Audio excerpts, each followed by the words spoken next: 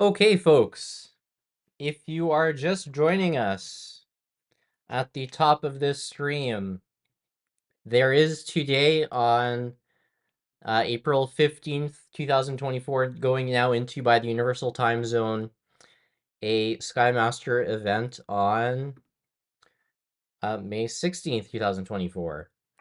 And because I know I'm going to get this question, let's pull this up right at the very stop for anyone who's maybe joining us and not too sure what's going on. So a couple of resources for you, and the quickest one would be to check out twitter.com/neatintel, and you will see, well, you'll see the notification today, but you will also see on May 7th, I posted the possibility of a Skymaster event on May 7th through 9th and the 14th through the 16th.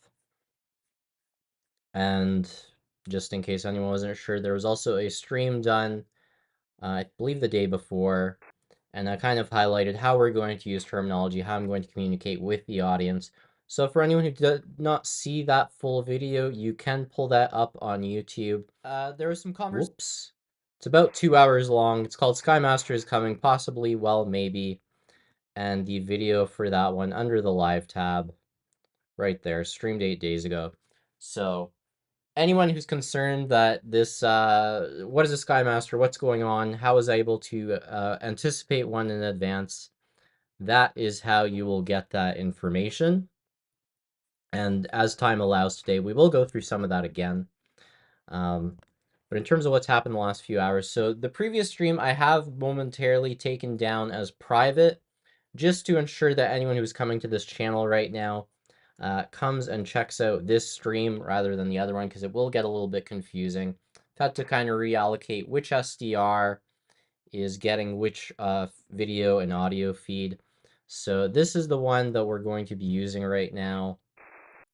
And the current setup of SDRs, this one on the far left is in Tennessee. This one is in Washington, D.C.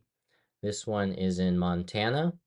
Now, about an hour ago, has it been since then? We had some reports in the Neat Intel YouTube channel chat box that folks were saying they could hear people saying Skymaster on the radio. I could barely hear it, wasn't sure what it was, but certainly there were some louder transmissions that, match the typical format of this. So, I had to hop around and see, well, which SDR can hear it, and it is this one in the middle in Washington. Earlier on the previous stream, we were using an SDR in California.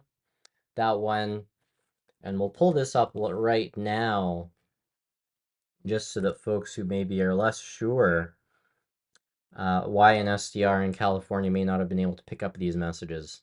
If it feels like loading, and it does not feel like loading.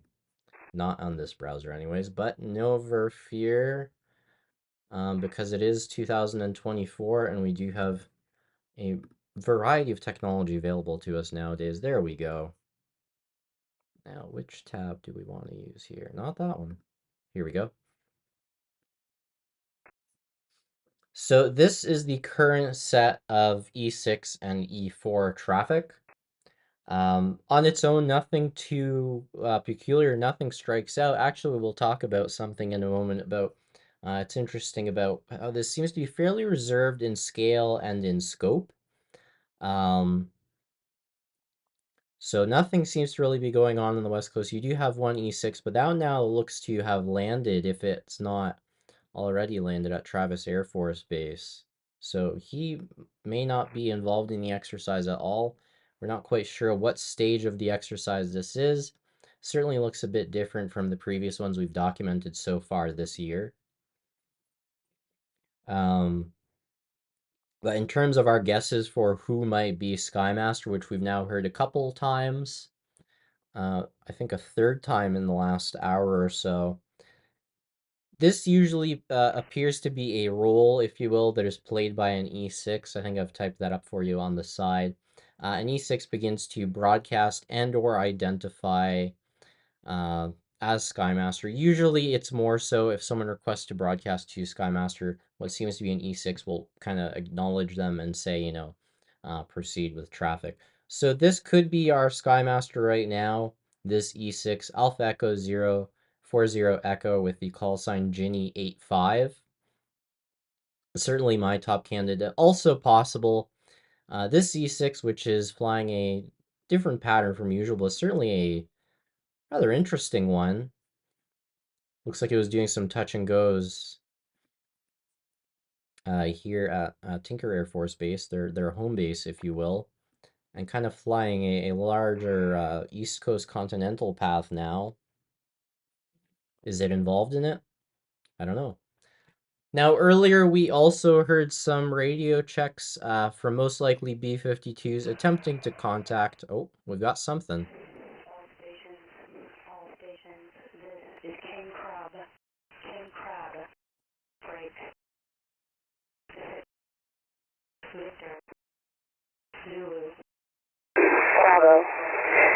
Payback. 2. Standby. 6. Victor. Zulu. Bravo.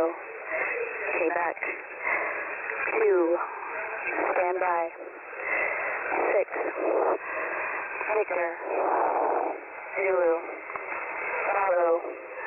Payback. 2. Standby. Message of 34 characters follows. 6. Victor. Zulu. Bravo. Payback. 2. Sierra. Alpha. Charlie. Zulu. Kilo. Whiskey. Lima. Zulu. Lima. Bravo. Kilo. Victor. Zulu. Bravo. Echo. Charlie. Kilo. 4. Mike. Foxtrot. Lima. Bravo. India. Delta. Alpha. Golf. Hotel. Uniform. I say again. 6. Victor. Zulu. Bravo. Payback. 2. Sierra. Alpha. Charlie. Zulu. Kilo. Whiskey. Lima. Zulu. Lima. Bravo. Kilo. Victor. Zulu. Bravo. Echo. Charlie. Kilo. 4. Mike. Foxtrot. Lima. Bravo. India. Delta. Alpha. Golf. Hotel. Uniform. This completes message of 34 characters. This is King Crab. More to follow. Stand by. 6. Victor. Romeo. Whiskey. Tango. Victor. Stand by. 6. Victor. Romeo. Whiskey. Tango. Victor. Stand by. 6. Victor. Romeo. Whiskey. Tango. Victor. Stand by. Message of 34 characters follows. 6. Victor. Romeo. Whiskey. Tango. Victor. 2. 4. Victor. 3. Kilo. Golf. Uniform. Bravo. Alpha. Sierra. Kilo. Tango. Echo. Golf. Zulu. Mike. Romeo. Zulu. Tango. 6. Zulu. Bravo. Echo. Tango. 2. Yankee. I say again. 6, Victor, Romeo, Whiskey, Tango, Victor, 2, 4, Victor, 3, Kilo, Golf, Uniform, Bravo, Alpha, Sierra, Kilo, Tango, Echo, Golf, Zulu, Mike, Romeo, Zulu, Tango, 6, Zulu, Bravo, Echo, Tango, 2, Zulu, Sierra, Yankee. This completes message of 34 characters. This is King Crab. More to follow. Stand by. 6, Victor, November, Romeo, Charlie, 2, stand by. 6, Victor, November, Romeo, Charlie, 2, stand by. 6, Victor, November, Romeo, Charlie, 2, stand by. Message of 34 characters follows.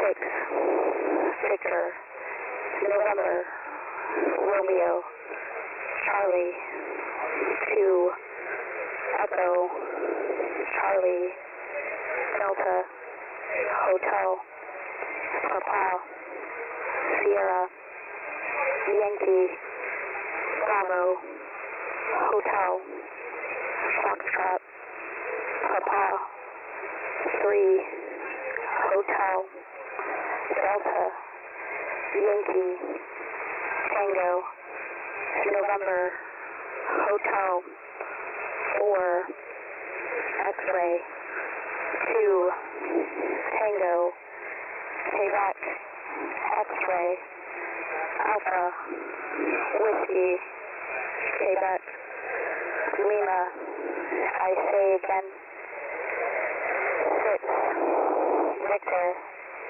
November, Romeo, Charlie, 2, Echo, Charlie, Delta, Hotel, Papa, Sierra, Yankee, Bravo, Hotel, Foxtrot, Papa, 3, Hotel, Delta, Yankee, Tango, November, Hotel, 4, X-Ray, 2, Tango, Quebec, X-Ray, Alpha, Whiskey, Quebec, Lima. This completes message of 34 characters. This is King Crab. Out. This is King Crab. King Crab, standing by for traffic.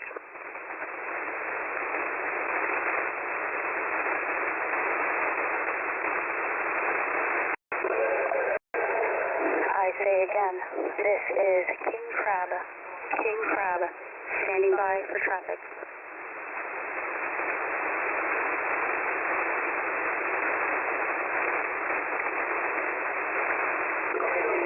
This is King Crab, out.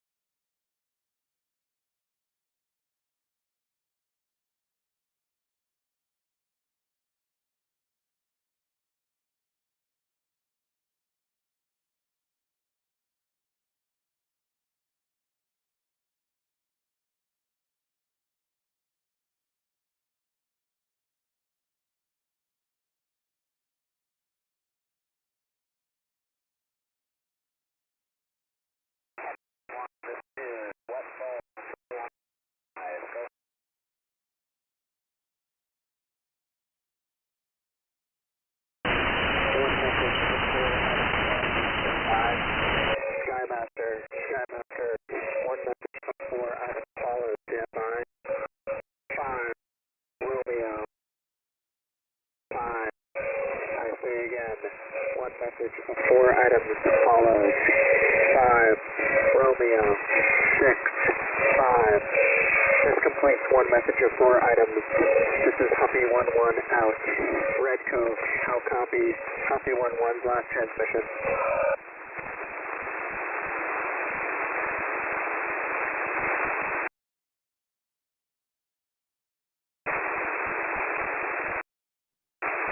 So I've just thrown on the squelch there.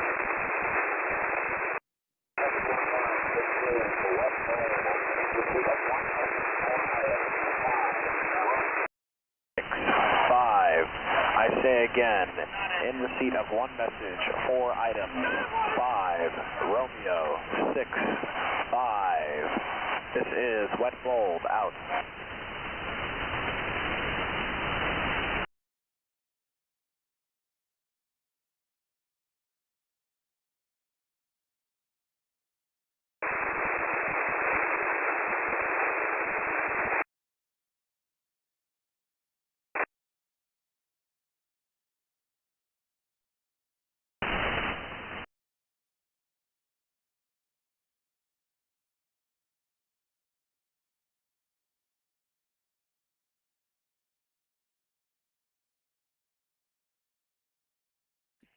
Alright, so we just heard another Skymaster format message broadcast and received from the looks of it.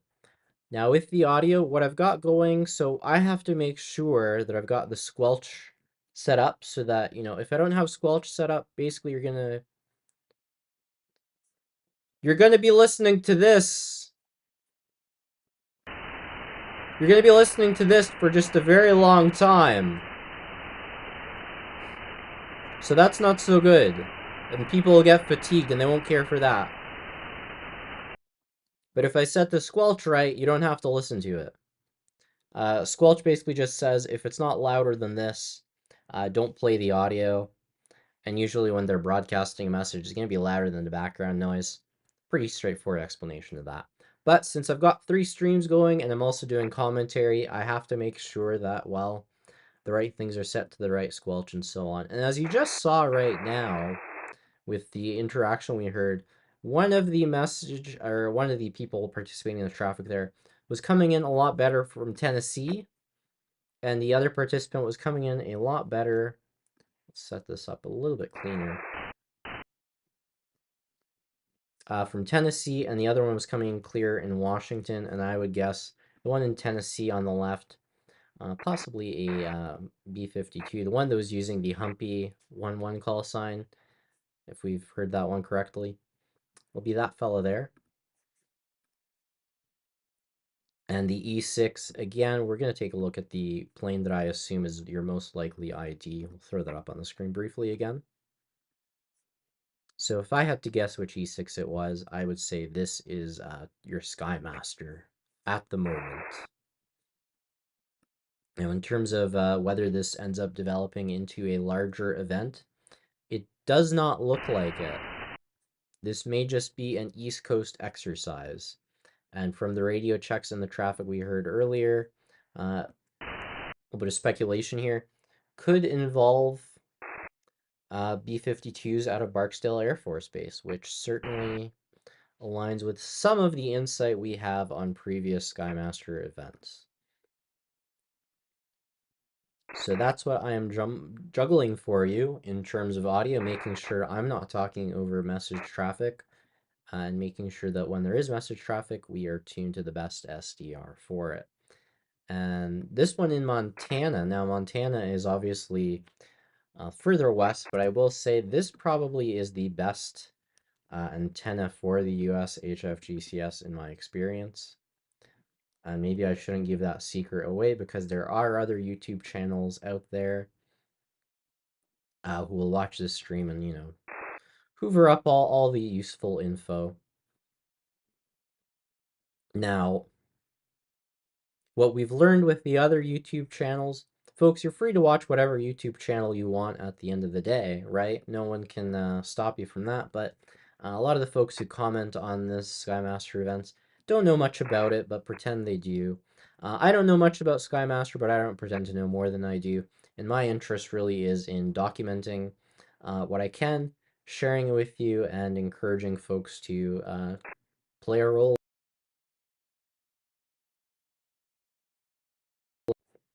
Hope that didn't come through in the audio just now.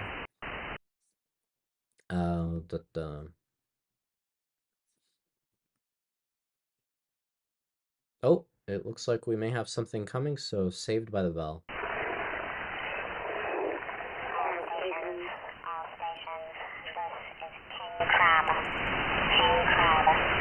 Break. Mike. Kilo.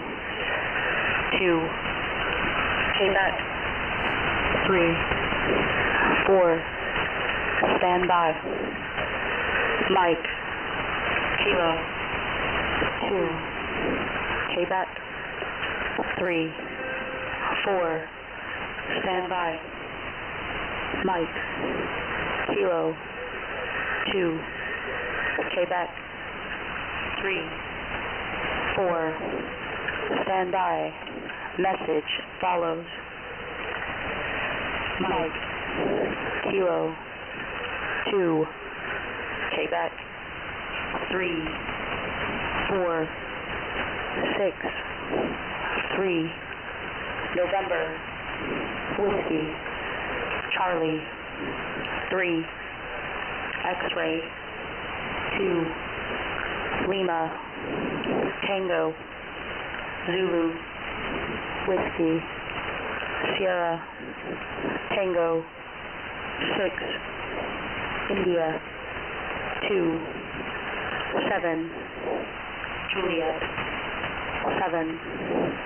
3. Bravo. Tango. Charlie. I say again. Mike. Kilo. 2. Quebec. 3. 4. 6. 3. November. Whiskey. Charlie. 3. X-ray. 2. Lima. Tango. Zulu. Whiskey. Sierra. Tango. 6. India. 2. 7. Juliet. 7. 3. Bravo. Tango. Charlie. This is King Crab out.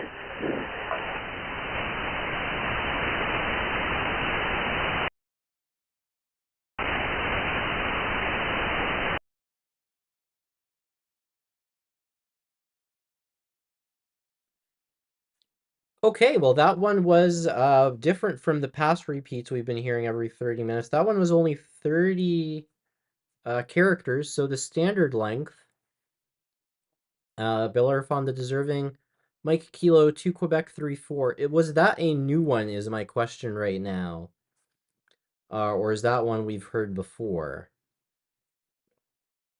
Because the thing that is interesting to me at this moment, and it aligns with the comment I think you or someone else may have made earlier. Oh. All stations, this is King Crab. King Crab, break. 6. Victor. Zulu. Bravo. Quebec. 2. Stand by. 6. Victor. Zulu. Bravo. Quebec.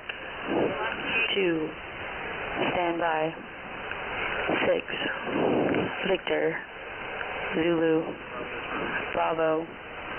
Quebec. 2. Stand by. Message of 34 characters follows. 6. Victor. Zulu. Bravo. Quebec. 2. Sierra. Alpha. Charlie. Zulu. Kilo. Whiskey. Lima. Zulu. Lima. Bravo. Kilo. Victor. Zulu, Kilo, Bravo, 2, Echo, Quebec, Charlie, 3, Kilo, 4, 4, Mike, Mike, Extra, Kilo, Lima, Bravo, India, Delta, 3, Alpha, 4, Golf, stand by, Hotel, Uniform, I say again, Mike, 6, Kilo, Victor, 2, Zulu, Quebec, Bravo, 3, Back, 4, 2, stand by, Sierra, message follows, Charlie, Zulu, Kilo, Mike, Lima, Kilo, Zulu, 2, Lima, Quebec, Bravo, 3, Kilo, 4, Victor, Zulu, Bravo, 3, Echo, November, Charlie, Whiskey, Kilo, Charlie, 4, 3, Mike, X-ray, 2, Lima, Bravo, Lima, India, Tango, Delta, Zulu, Alpha, Whiskey, Golf, Sierra, Hotel, Tango, Uniform. 6, This completes message of 34 characters. 2, This is King Crab. More to follow. Stand by. 7, 3, 6, Bravo, Victor, Tango, Romeo, Whiskey, Charlie, I say again, Tango, Victor, stand by. Mike, 6, Kilo, Victor, 2, Romeo, Quebec, Whiskey, 3, Tango, 4, Victor, stand by. 3, 6, November, Victor, Romeo, Whiskey, Charlie, Tango, 3, Victor, stand X-ray, by. 2, Message of 34 characters follows. Tango, 6, Victor, Whiskey, Romeo, Sierra, Whiskey, Tango, Tango, 6, Victor, India, 2, 2, 4, 7, Victor, Juliet, 3, 7, Kilo, 3, Golf, Bravo, Uniform, Tango, Bravo, Charlie, this Alpha, is Red Cove, Sierra, Kilo, Tango, Echo, Golf, Zulu, Mike, Romeo, Zulu, Tango, 6, Zulu, Bravo, Echo, Tango, 2, Zulu, Sierra, Yankee, I say again, 6, Victor, Romeo, Whiskey, Tango, Victor, 2, 4, Victor, 3, Kilo, Golf, Uniform, Bravo, Alpha, Sierra, Kilo, Tango, Echo, Golf, Zulu, Mike, Romeo, Zulu, Tango, 6, Zulu, Bravo, Echo, Tango, 2, Zulu, Sierra, Yankee.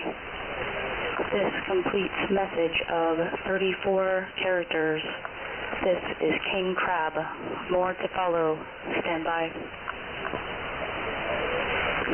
6, Victor, November, Romeo, Charlie, 2, stand by. 6, Victor, November, Romeo, Charlie, 2, stand by.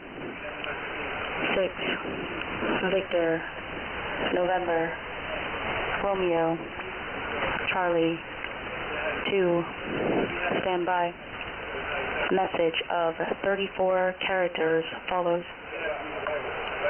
6, Victor, November, Romeo, Charlie, 2, Echo, Charlie, Delta, Hotel, Papa, Sierra, Yankee, Bravo, Hotel, Foxtrot, Papa, 3, Hotel, Delta, Yankee, Tango, November, Hotel, 4, X-Ray, 2, Tango, Quebec, X-Ray, Alpha, Whiskey, Quebec, Lima, I say again, 6, Victor, November, Romeo, Charlie, 2, Echo, Charlie, Delta, Hotel, Papa, Sierra, Yankee, Bravo, Hotel, Foxtrot, Papa, 3, Hotel, Delta, Yankee, Tango, November, Hotel, 4, X-Ray, 2, Tango, Quebec, X-Ray, Alpha, Whiskey, Quebec, Lima. This completes message of 34 characters. This is King Crab, out. This is Crab. King Crab, standing by for traffic.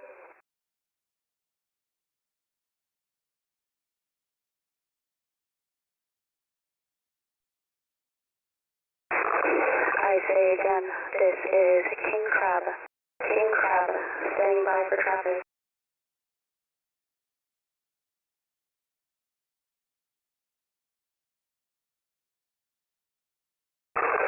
This is King Crab, out.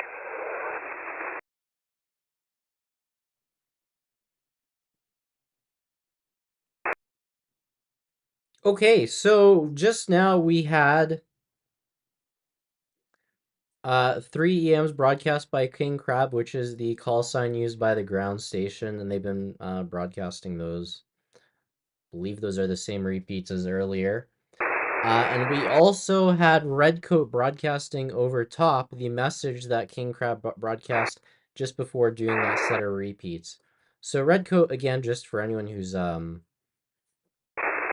curious about who that may be, most likely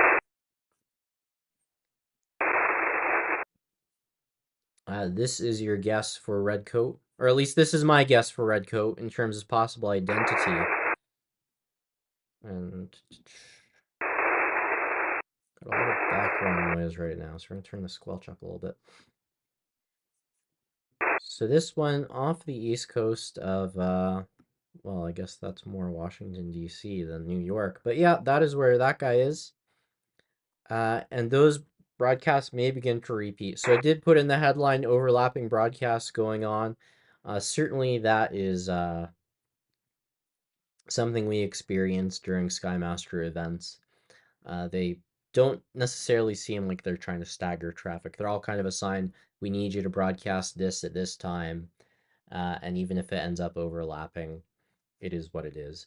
And possibly for the receivers, they may tune to different frequencies. There are a few ways to resolve it for them on that end. What sounds like overlapping to us may not be as much of an issue for them. Now, the one thing I briefly want to do is, gotta get rid of that tab. Throw it back to the FAA's website for the notices. So this seems to be the relevant airspace reservation area. And since this is something I'm not incredibly knowledgeable on, if there's anyone in the chat box right now who's thinking, this guy's an idiot, he doesn't know what he's talking about, now is your opportunity. Please correct me in the chat box in terms of identifying that as the relevant airspace. But in terms of the comparison, it looks to me like he's certainly more out. Actually, is it this airspace? Maybe let's take a look at this. Maybe I'm wrong. What I'm trying to look for is maybe something that's at an altitude of about 250, because I believe that's the height they're at for the trailing wire for broadcast to submarines. Because I just want to see how long is the relevant airspace reservation for, and that may give us an idea of how long is this exercise going to last. Because, for example, if it's this one, it's going to last until 3:45 Universal Coordinated Time, which isn't that much longer. But I have no idea if I'm looking at the right airspaces, and if I am I looking at the right reservations? Because it's a little bit different from the guide that PDGLS gave us last week. And if he happens to tune in or watch this later, thank you very much for that. It has been helpful. I really appreciate it, but it's a little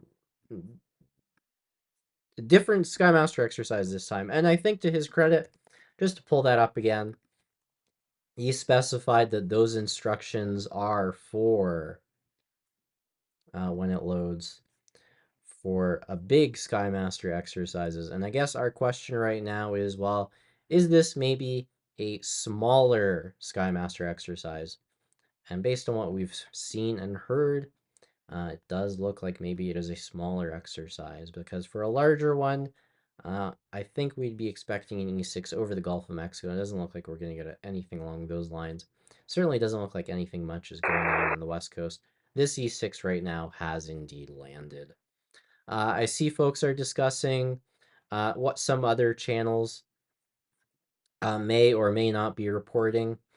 Uh, if I'm willing to entertain it later, we can kind of go through what they're saying and why they're saying it. But you guys who are regular to this channel, you know the drill. These people are going to exaggerate it for clicks. They are going to exaggerate it to sell subscriptions. They are going to exaggerate it to scare people into making silly decisions.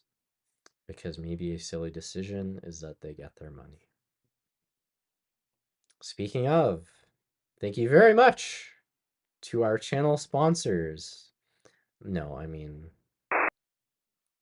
it is, it is a sincere thank you to the channel sponsors, but maybe that was not the best segue to it. So we'll get back to that point later on. The question I have right now, really, what phase are we at in this Skymaster exercise? And I would say, because you just heard that E6 broadcasting an EAM and kind of looking like it's doing the Skymaster role, we'll see. Well, I guess we'll find out in about 15 minutes if we hear that same set of overlaps. Well, we're going to hear the ground station broadcasting at 0130, and we're going to expect it to be repeating that same set of messages that we just heard, which I believe were all 334 characters long, beginning with the 6 Victor prefix. But we may hear Redcoat broadcasting just again that Mike Quebec 2 Quebec 34 standard 30 character message. And that is what I'm expecting in 15 minutes. So if we hear that, that's going to tell us, yeah, this is pretty much the pace that it'll be at for a few hours. And what I'm now trying to see what I can maybe figure out with any of the notices to airmen through the FAA or anything like that is, well, how long is this going to be? Because we don't know what exactly, how does a small Skymaster compare to a big Skymaster? And if that's even a fair way of characterizing it. But that's going to be the language that we use right now. We're just going to call this a small Skymaster if anyone asks. And if that turns out to be wrong, hey, we'll change it. And I'll just update the headline here. Just so that for anyone who's tuning in, kind of knows when are we expecting more messages in, well, a little under 15 minutes. Looks like we may have some action. No, I think that's just local interference. Those lines on the left in the Tennessee SDR made me thinking maybe we're going to hear something. Now, something you could do if you were interested in it right now, you've got this stream going. The other stream is down at the moment, but it is covering 11175 from Tennessee, so pretty much identical to this one. And when this all ends, we'll put both streams back to publicly available for folks.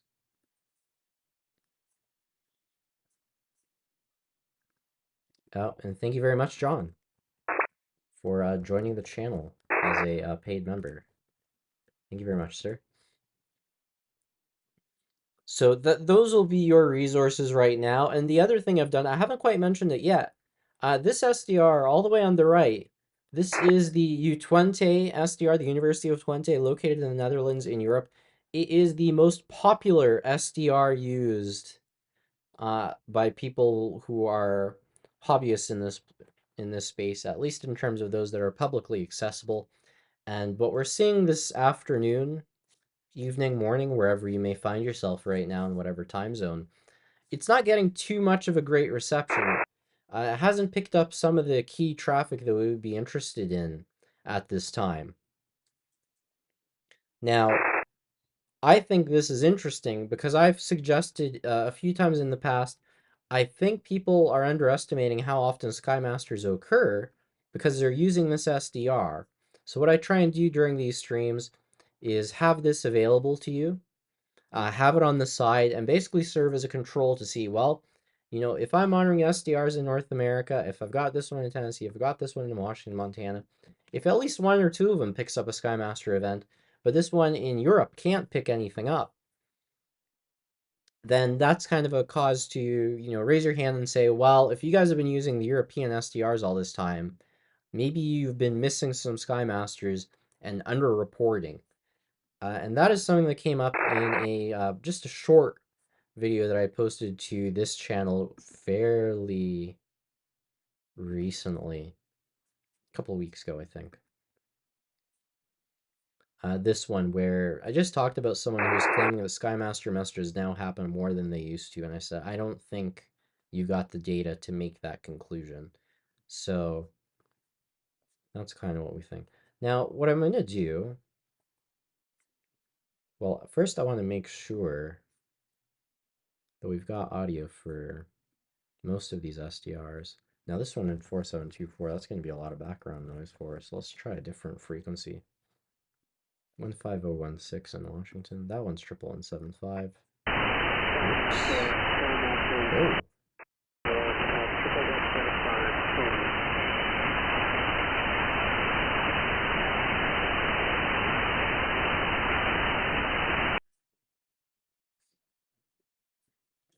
And Dot Silencer Kelly.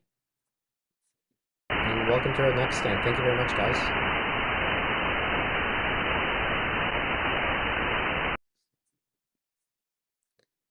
Now I might have to rewind on that. So actually oh, here we go.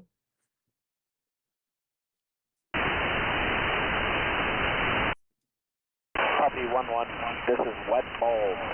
Wet Bulb. Go ahead with traffic. Over.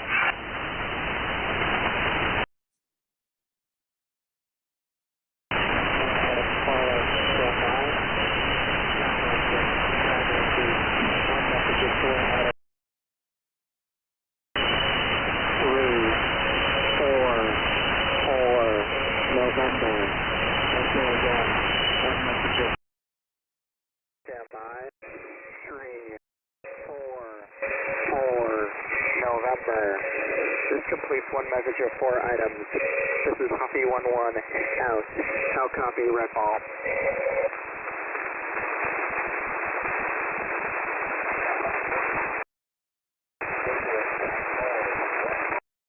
One message of 4 items confirmed. 3, 4, 4, November. I say again. 3, 4, 4, November. One message of 4 items. This is Wet Bulb out.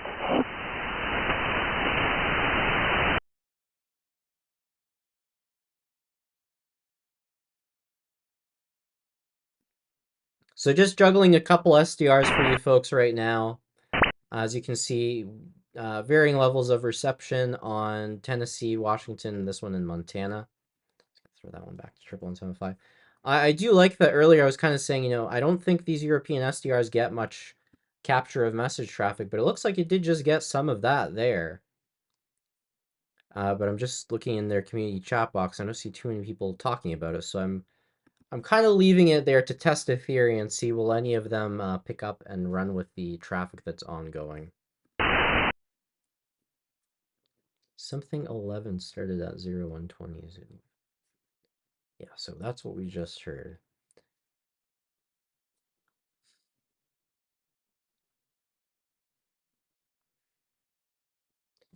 And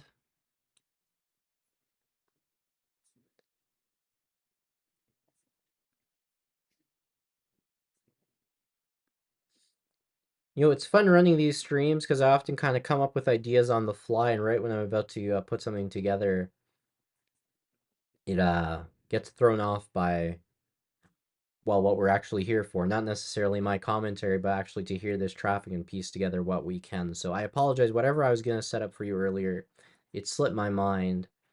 But what we'll do at the moment, we'll throw the map back up. Just for anyone joining right now, to give you an idea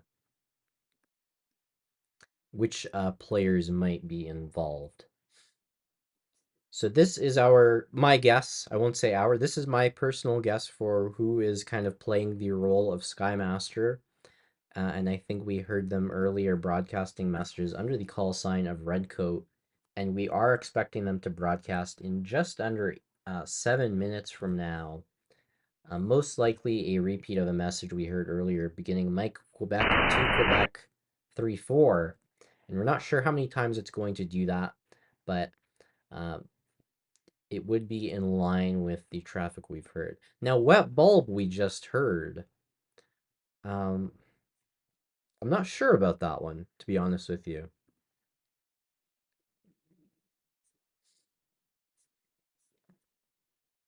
Wet bulb, tough to say. I would guess. Well, it's an E4. E4s, are kind of a wild card in terms of these exercises. Now, why do I say that? Strategic Communications Wing 1. Type that into your search engine of choice, and you will get the Navy's official website for Strategic Communications Wing 1.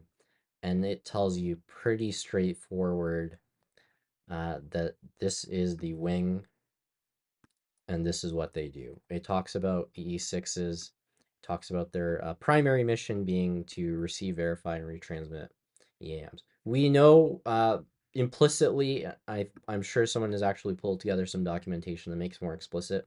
We know E4s have broadcast EAMs. It does not surprise us to hear E4s broadcasting EAMs, but it doesn't happen very often. And usually when they do, it's a little bit strange. Now, Gordo call sign, for them to use that tells me that's training.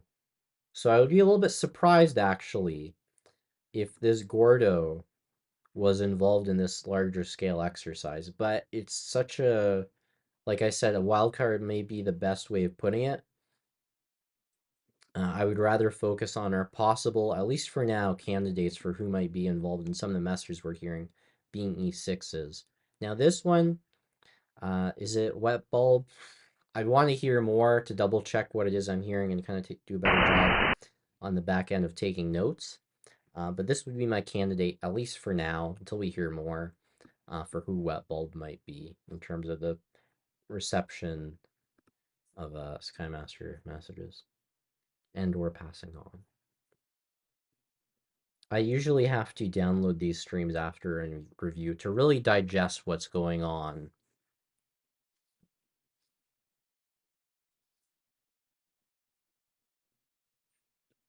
It's what happens with live streams, I find, and I get a little bit more sympathetic each time I run one of these streams. Not for the folks who are obviously, running their mouths, but sometimes you'll see people running a live stream and they're kind of on the fly figuring stuff out. And it's like, yeah, once you're in the hot seat, For example, I'm listening to the messages, but I'm kind of not noting them down because I'm taking it as an opportunity to double check the maps, check the notices to airmen, see if anything is sticking out to me. And again, by the way, if you have more experience checking out notices, and you can take a look at the FAA's website or any other method that is available to you to check those. I'm kind of curious on what a duration for this exercise might be, and it usually aligns with the notices. So we'll take a look at those earlier. And my guess is this one here. And again, thank you to the YouTube channel PDGLS. No thank you to that static. PDGLS taught me how to do some of this in a video they put out on their channel last week. I'm kind of just looking as far as what was explained to me for one that is at an altitude of 250, getting an idea, one that's maybe lasting longer. I'm not seeing it. I don't know if I'm staring right at it. Someone with more experience. If you're getting annoyed with the guy in the running the live stream who's not too sure what's going on, this is your opportunity. I'll be very happy to. I'll mainly be happy to not have so much background noise. Which SDR is that? Most likely this one in Washington. No, I've got that one muted. I guess it's this one. So we'll just turn the volume down a little bit. But we should be just 2 minutes away from a set of repeats. So one set of repeats, we're expecting 3 messages, most likely to come from the call sign King Crab. Is it King Crab? Yes, it is King Crab. And that will be 3 messages beginning with the characters 6 Victor. And they'll be the same set of messages that were broadcast just under half an hour ago. And we're not sure how often those will be broadcast, but those can potentially go on for hours. Or in the case of an exercise like this one that does appear to be air quotes smaller than previous ones, it could just be shorter. We're sort of documenting this as it happens, and then we look through it afterwards, transcribe messages, kind of piece together a story. Right now, we're just documenting as much as we can. Another thing, let me see what I can pull up at this exact moment. Let's hope this works. Does not work. Okay. Give me a moment. I just want to show you guys if you are interested in it. Yikes, not that.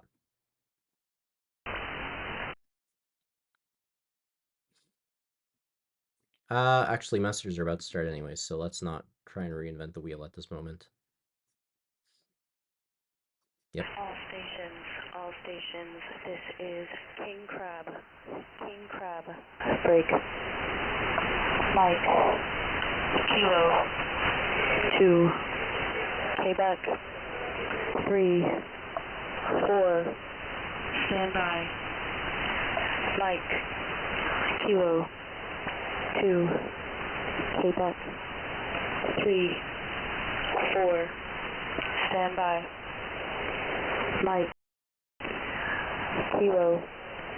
2. Quebec. 3. 4. Stand by. Message follows. Mike. Kilo. 2. Quebec. 3. 4. 6. 3. November. Whiskey. Charlie. 3. X-ray. 2. Lima. Tango. Zulu. Whiskey. Sierra. Tango. 6. India. 2. 7. Juliet. 7. 3. Bravo. Tango. Charlie. I say again. Mike. Kilo. 2. Quebec. 3. 4. 6. 3. November. Whiskey. Charlie. 3. X-ray, 2, Lima, Tango, Zulu, Whiskey, Sierra, Tango, 6, India, 2, 7, Juliet, 7, 3, Bravo, Tango, Charlie. This is King Crab, out. This is King Crab, standing by for traffic.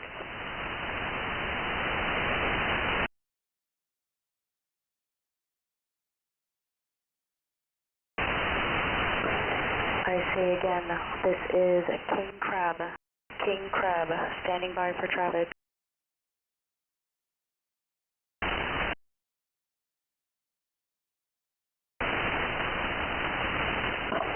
This is King Crab, out.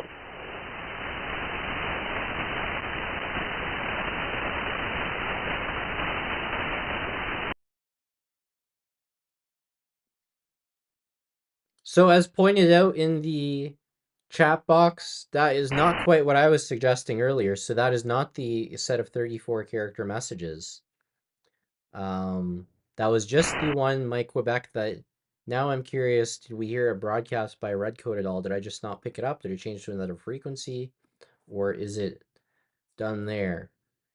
So it's a little bit different of a tempo, I would say. It's working out very differently from previous Skymaster events that we've heard. But in terms of what that really means, I can't provide much insight on top of that, except to say, well, it seems a little bit different from the usual pace of things. Now, having said that, in terms of what you're hearing, it's still happening at the approximately same time, so on the half hours. And what can happen with these Skymaster events, there can be a bit of a lull sometimes. And I remember a warning during the previous stream, you can go a few hours where it almost seems to be over. And it'll kind of go to the point where I'm like, well, it doesn't seem like there's anything happening anymore. And then that's when you'll suddenly have this real pickup and a lot of messages on a number of additional frequencies, even outside of the primary Hfgcs frequencies, even outside of the apparent Stratcom Zulu windows. All these designators, they'll start using an additional number of frequencies. And we've documented the last few times, at least a few of them appear to be in common, so these may be standardized even if they aren't necessarily known about to us. But in terms of the current indicators, we did hear the ground station King Crab indicate that they are standing by for traffic. Now, since they're not broadcasting at this exact moment, I'll change that headline for you. But we did hear them say that they're standing by for traffic, so we will still expect messages in. Let's change that.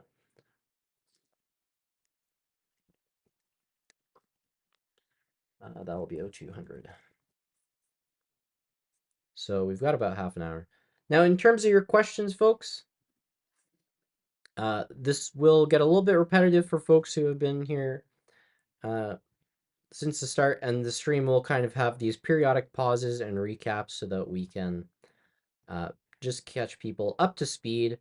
But in terms of today's exercise, do we believe it's routine? Were we able to, in air quotes, predict this? The answer is a fairly simple yes, and I'll point you to what we discussed earlier on this stream, which is the twitter.com/neatintel account. And let's make sure that I can throw that on stream for you guys once again.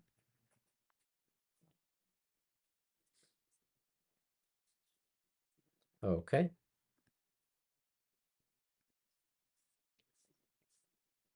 So last week on May 7th, I put this tweet out suggesting it is possible for a Skymaster event to happen sometime this month. And I kind of gave these approximate dates of either the 7th through the 9th. If it's not then, possibly the 14th through the 16th.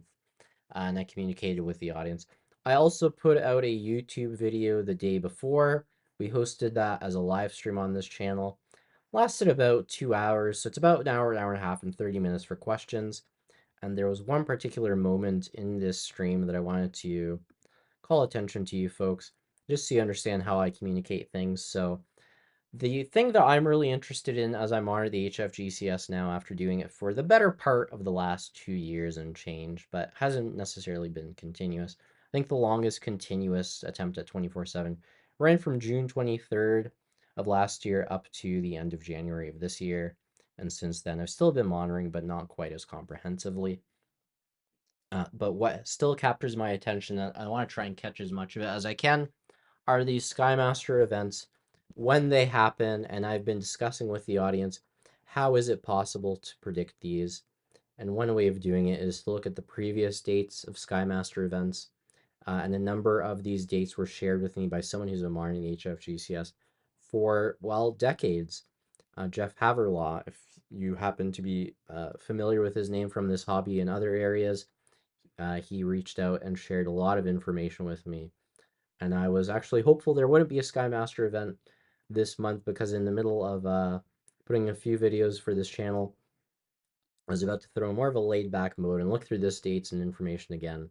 But from the info he sent me, I said, you know what, it does look like there's at least a possibility of a Skymaster event this month, because they tend to be routine.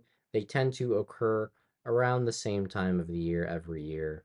So you can take a look at these previous years in May. So with the exception of 2023, which doesn't necessarily mean the one didn't happen last year, but maybe just wasn't documented, and I've thrown that out there as a possibility. Again, I started with the continuous monitoring it in late June, so I can't speak to what happened in May of last year on the HFGCS. In 3 of the 4 years prior, there had been Skymasters in May, uh, and I kind of go through with my audience in this video why I feel like, well, it seems like maybe this isn't an annual thing. It could be either April or May, and there's kind of a duality there, but I wasn't super sure, so I said, let's play it better safe than sorry. We're going to put the channel into a Skymaster condition yellow, and then I outlined the conditions for how do we escalate, how do I communicate with the audience, uh, what is ongoing. So we did hear Skymaster this afternoon. We have heard Skymaster format messages. And by that, I mean when, rather than having these all stations messages, they kind of indicate either for Skymaster or for an E6, a message, typically 4 characters long. They broadcast to it, and then we hear the E6 acknowledge and repeat back. That's what I've been referring to as Skymaster format messages. And that is now why we are in a condition red. But to answer the question in a much more compact way, yeah, if I am able to, air quotes, predict these, the better word is anticipate. If I'm able to kind of put together a case for why I think they might happen, rather than just picking out random dates without a real basis, that would tell you something. You guys are saying that I'm talking over a message.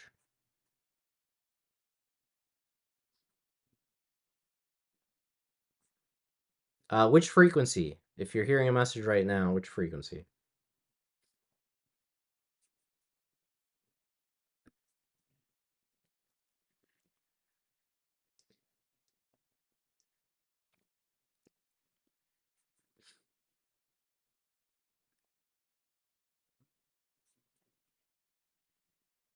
Okay, there was something that I talked over.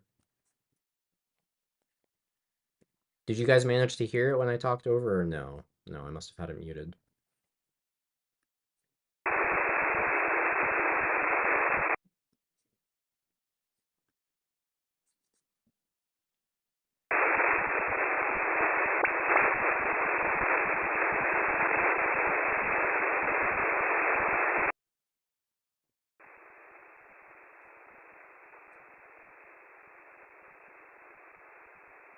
Hmm.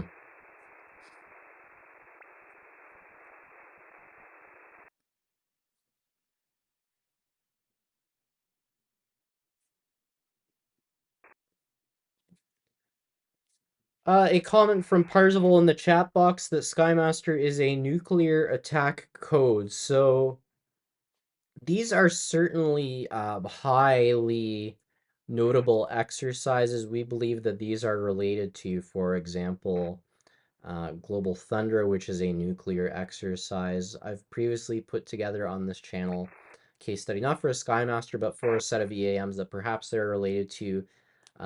October of last year, I identified a few EAMs that I thought may have been associated with NATO, nuclear exercise Steadfast Noon, and certainly what we know about the EAMs and the Hfgcs. This system, what we're hearing, these messages, these E6s, when they see them flying and relaying a message to the submarines, well, that's part of the U.S. military's nuclear triad system. Like it certainly is nuclear. This is not nothing to dismiss in terms of the significance of what we're seeing here. But yes, this is an exercise. So they are, in effect, practicing. They're drilling this. They do this periodically so that if, God forbid, the day happens where they need to do this for real, they've done it enough times that regardless of the panic in that moment, they've done it enough times that they don't have to worry. So for us, for the audience, when you have a channel that is able to kind of piece together a story for you and say, what we're seeing right now is an exercise, um, I hope that is a valuable resource for folks.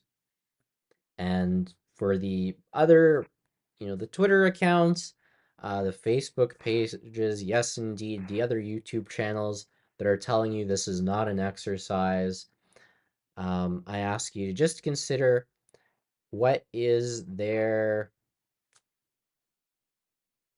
track record? How successful are they? How many times do they get it right? Because certainly we've seen those sorts of folks tell you that these things are not a drill, these things are real. And you've got to stop and check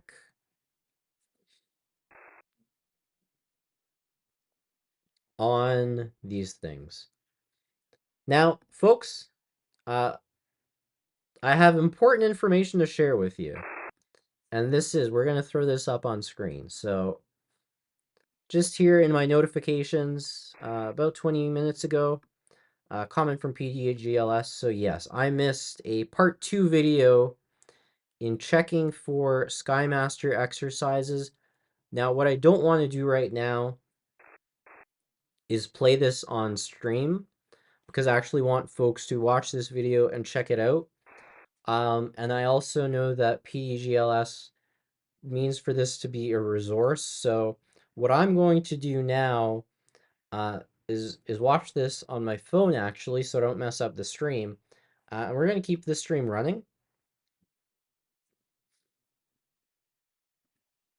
But you guys can watch that as well if you want to step away at the same time I am to check and watch step 2, because this may be useful for giving us an idea of how long this is going to run for. I'm hoping to get that from this information. And I'll come back afterwards. Now, how do I throw that off screen? So this will stay up, and I'll make sure audio is up for all 3 of these SDRs. And if it ends up being that a message is broadcast, I'll keep an eye on it and we'll adjust. But I'm going to take a 3-minute break here to watch that video from PDGLS. And we'll come back with that information because I think that is important. And I'm not sure how to indicate. Well, I'll just type here and then we'll put that back after.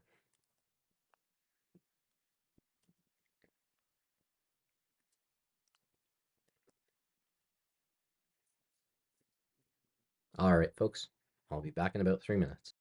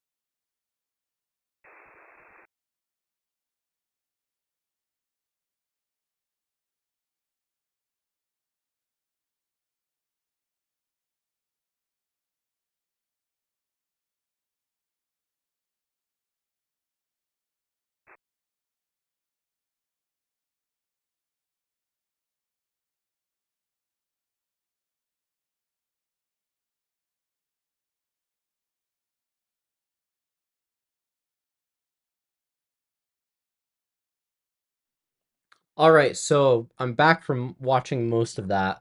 Originally, I was watching the wrong video, actually. I was watching something about E6 call signs. Um, so the website we may want to be looking at right now, and I think there's still some stuff I'm not super understanding because I don't know which areas are which. Oh, here we go. Shush. This is Humpy 11 on 11175. Over.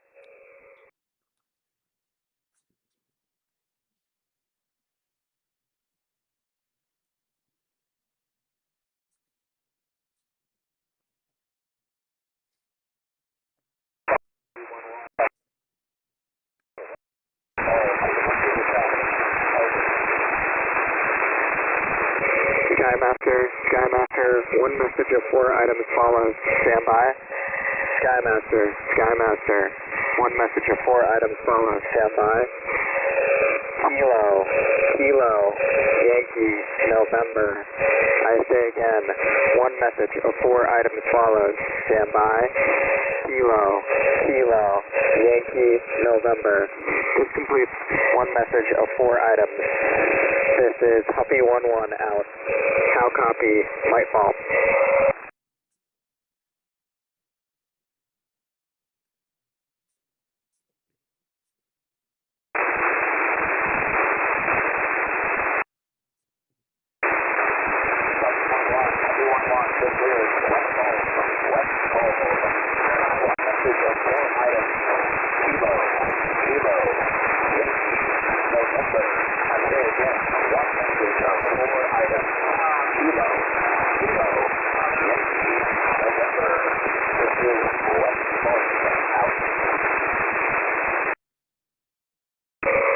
That is a good copy.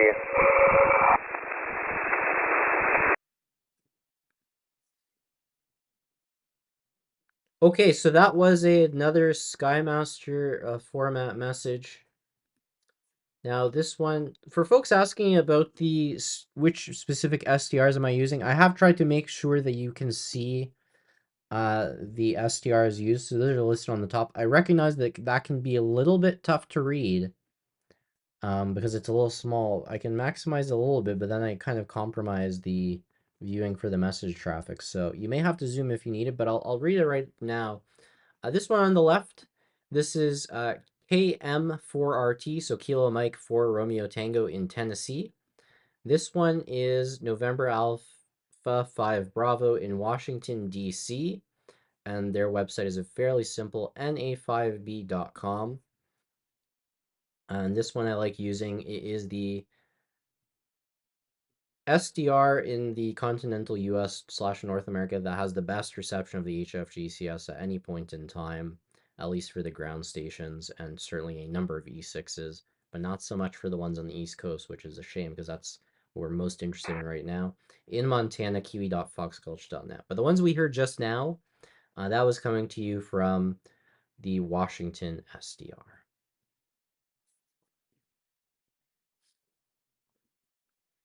Now, what we were taking a look at earlier, I've got to change the headline.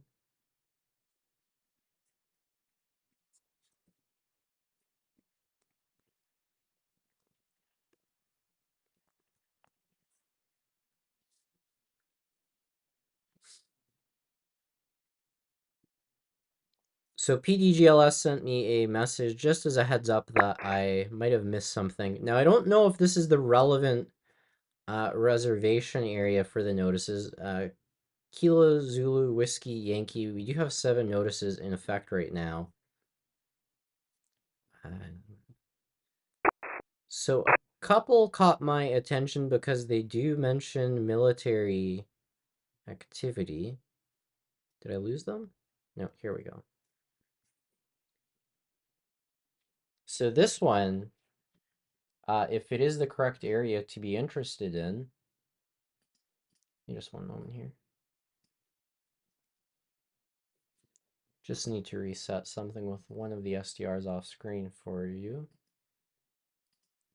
Right, so this notice, I am seeing it talking about a military reservation. Is this the relevant period? Yeah, so May 15th, starting in 1900, so that's what? About 7 hours ago? Just under, a little over 7 hours, something in that window. My math is decent right now. Is this the correct area? Maybe, but that could tell us that this is actually about over because this reservation is going to 0200. Other things that I'm noticing here, we're seeing this, it's talking about a rocket. That is exciting, but I think that's just a precaution for, I don't know, I saw one of them mentioning Starlink, so maybe Starlink is doing some testing. So I don't know what's the deal with that, but that's actually not anytime soon because that's starting May 17th. So that's over a day from now. So I think this is the one no, not that one. I believe this is the one, if I have understood the information correctly, and that this is the correct reservation area. This exercise might actually be done as we're doing this right now. So we're going to see what happens. Well, when I get this off the screen, we're going to see what happens in about 5 minutes. The ground station call sign is King Crab. We are hoping to hear an EAM in 5 minutes from King Crab, and at the end it says that it is standing by for traffic.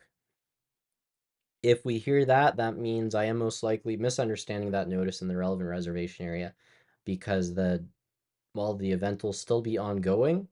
But if we don't hear an EAM or we don't hear it saying that it's standing by for traffic, I'm still going to run the stream and we'll see what happens at 2:30.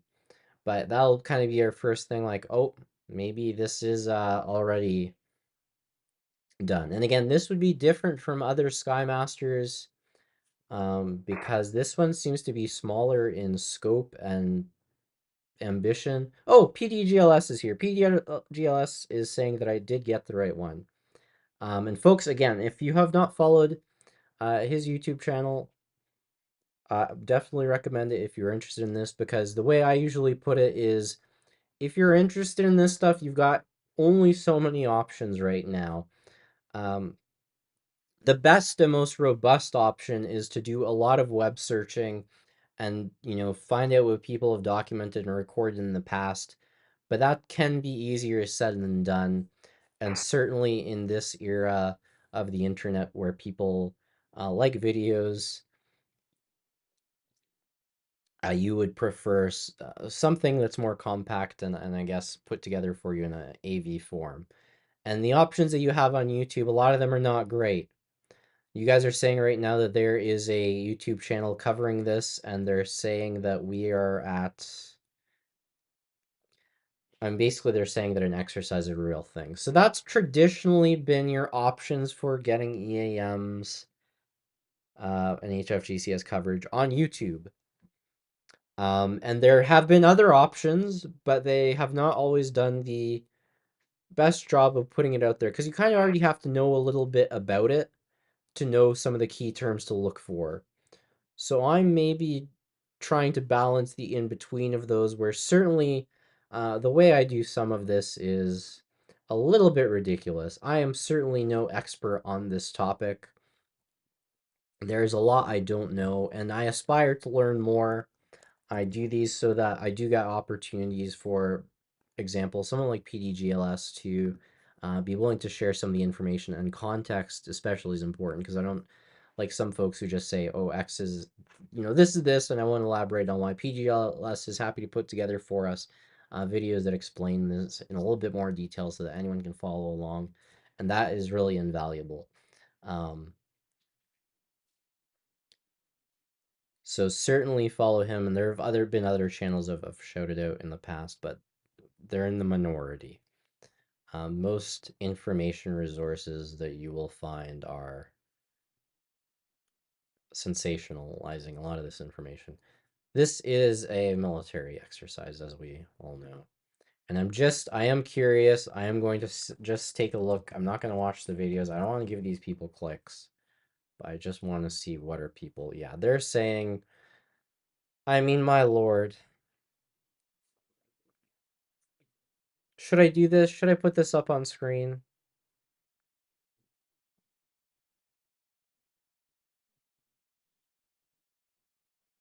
I think because it's important. It is important. So this is what you've got going on. I mean, this is ridiculous. This is someone I've communicated with in the past.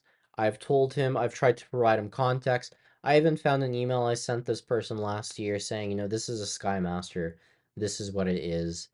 And nothing until he figured out, oh, you know what I can do? I can tell people that the world is ending and I can get, actually, he's not doing that great on views compared to what he's traditionally done. But he knows better. I don't think he should be running videos like this. We're not at DEF CON 2. Or if we are, it's certainly on the basis of an exercise that, um,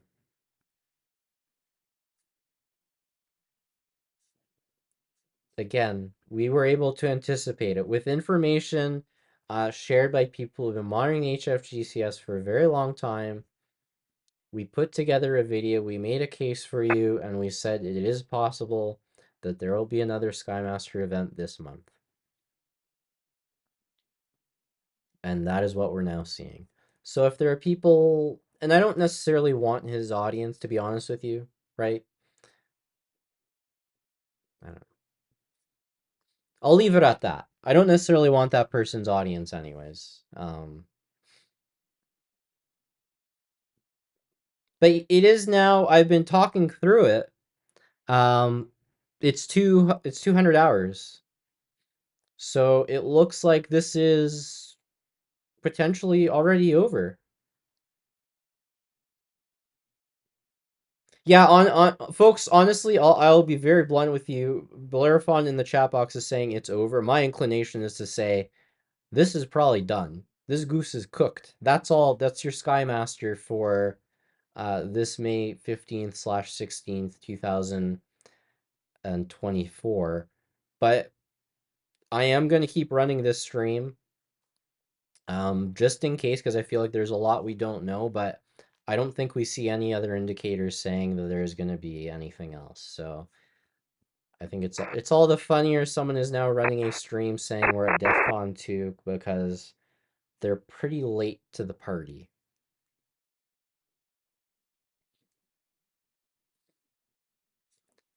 Um,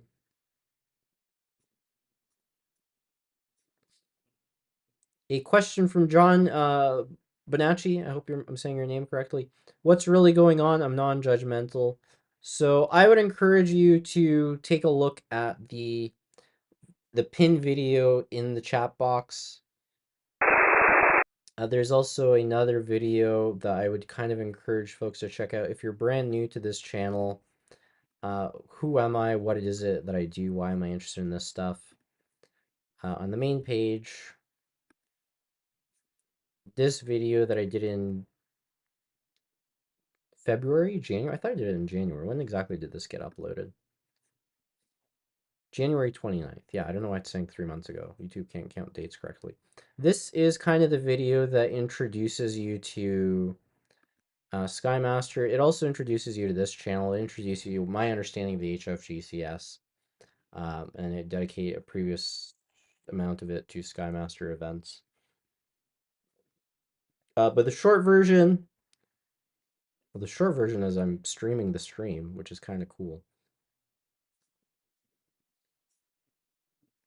The short version of what's happened today is the U.S. military runs these exercises.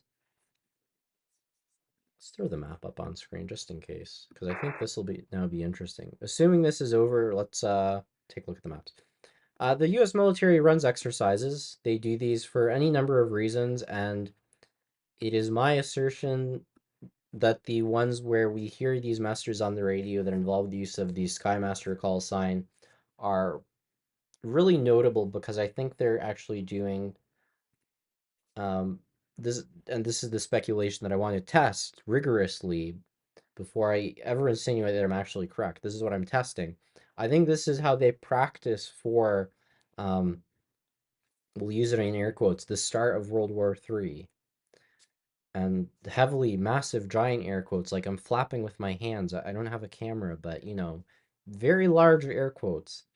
Um, I think this is how they rehearse either being attacked by a peer adversary or attacking a peer adversary. And maybe there are different scales. The exercise that I'm now saying looks to be done. And let me update the headline,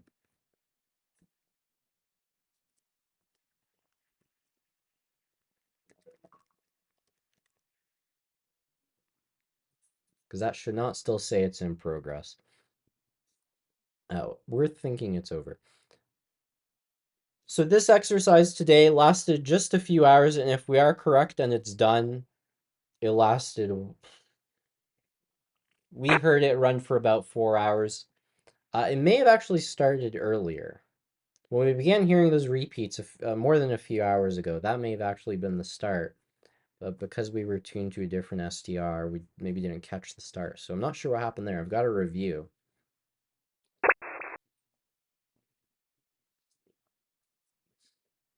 So that's what happened today, I guess, in the super brief thing. In terms of why I was able to quote unquote predict slash anticipate this, you'll have to kind of watch the videos that have previously been up on this channel. But there is also on my Twitter a short version, image write-up I posted last week, just explaining the logic. So you have that as a resource as well. Oops. What's going on there? I think that's the wrong. There we go.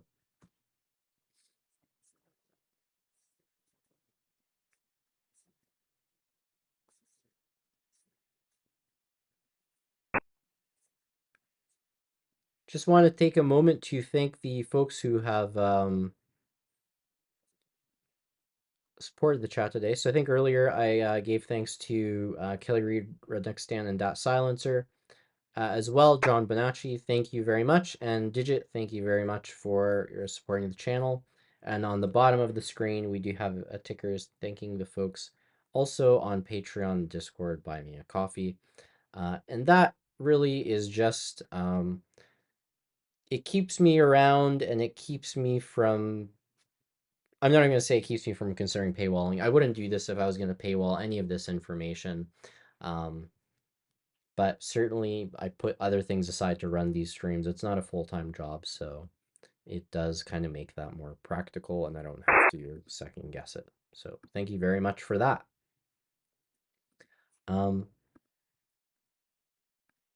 As mentioned, it looks like this is over. And if this is your first time watching any of these streams or your first time on this channel, what we usually do is run 24/7 streams of the HFGCS. Now, for the past few weeks, it's been a set of 12-hour streams, so 2 per day. And that's just to make sure that messages are archived. Anything we hear, we're always able to look through. There's a bit of a trade-off there because you get it archived, but most days the HFGCS, emergency action messages, very bluntly for some folks, that's going to be boring and they don't always want notifications twice a day. So what I might do or arrange to do at the end of this week is just have a single continuous 24/7 stream going. Now, I was actually going to today put together a short video explaining that, but we had this happen and that's totally fine. But just to show you folks this channel and how it works. So if you go to the live tab, you can go back. This is West Coast with the test count. Testing 1, 2, 3, 3, 2, 1. This is West Coast out. So this is a good compare and contrast. I'll speak to this before I go back to what I was saying earlier. So this SDR in Tennessee didn't get it. This one in Washington didn't get it. This one in Montana is very good. It's able to pick up most HFGCS messages that are broadcast. And what we will do, I will pull up a map for you of HFGCS ground stations from the official Department of Defense, their Defense Visual Information Distribution Service, and I will make sure to read a obligatory disclaimer. Got to pull it up though. It's important for you guys to realize because I don't want to get sued by the US government that The appearance of U.S. Department of Defense visual information does not imply or constitute the Department of Defense's endorsement. They have no affiliation or anything to do with this channel. And by the way, if they ever ask me to take any or all of this channel down, I will comply, but realistically, they'll probably just tell YouTube to do that. We've been running for quite a while now with no problems, though. What I wanted to pull up. This is Hot Honey on 11115. How copy my station? Over.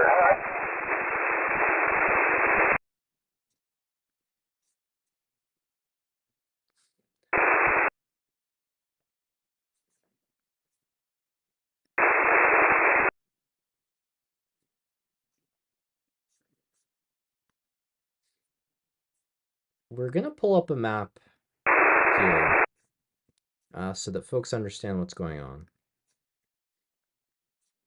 How do I throw the map back up? So I didn't quite catch that call sign. No, he's landing. It's not that guy. Well, let's hear more before I comment. And it could take a few minutes.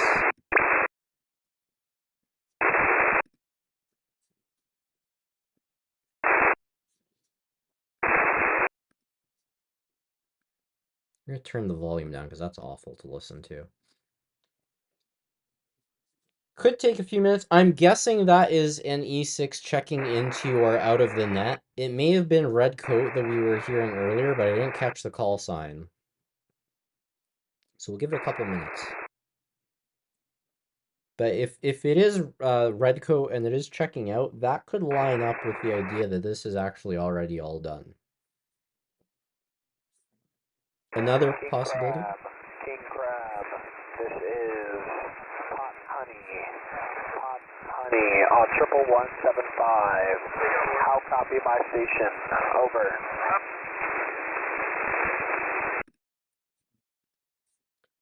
So that's definitely not the red coat call sign. So it's Hot Honey or something. Yeah, I'm not sure. I think we're going to find out whether it's checking in or out.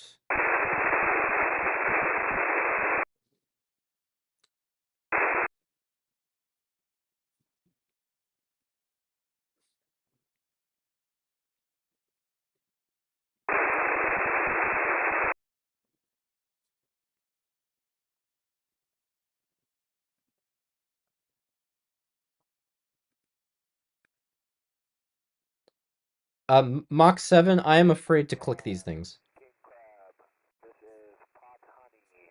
Hot Honey on 11175. How copy my station? Over.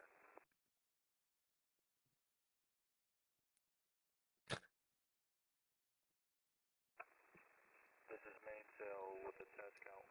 Testing 1, 2, 3, 3, 2, 1. This is Mainsail with a test count. Out.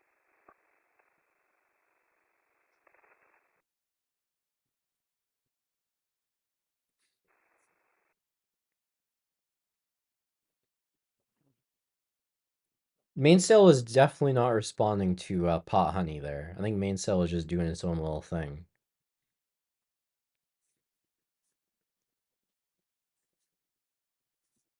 Now, none of the other SDRs picked that guy up.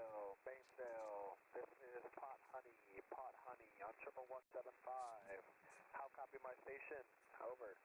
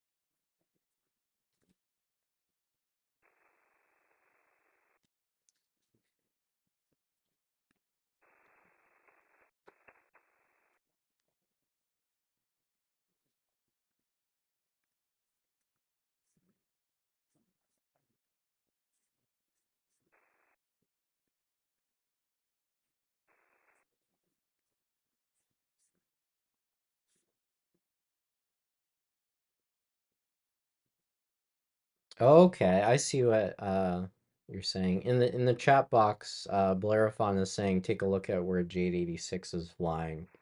And it's making a very large circle around Washington, D.C. And perhaps that's deliberate. I'm gonna step away just for a couple minutes here, but just in case, I think this has been the SDR with the best reception of what we've been hearing the last little bit, so we'll leave it tuned to that. What is possible, I would suggest tuning to SDRs in kind of the east coast of the US and see if you pick anything up. They may try a different frequency. For example, they might move to 15016 or 8992. But I'll just be gone for a couple minutes and we'll try and leave it on 11175. I won't be gone for. Mainsail, this is Hot Honey, checking out of the net in the blind. Current time 0215 Zulu. Authentication India, November. This is Hot Honey out.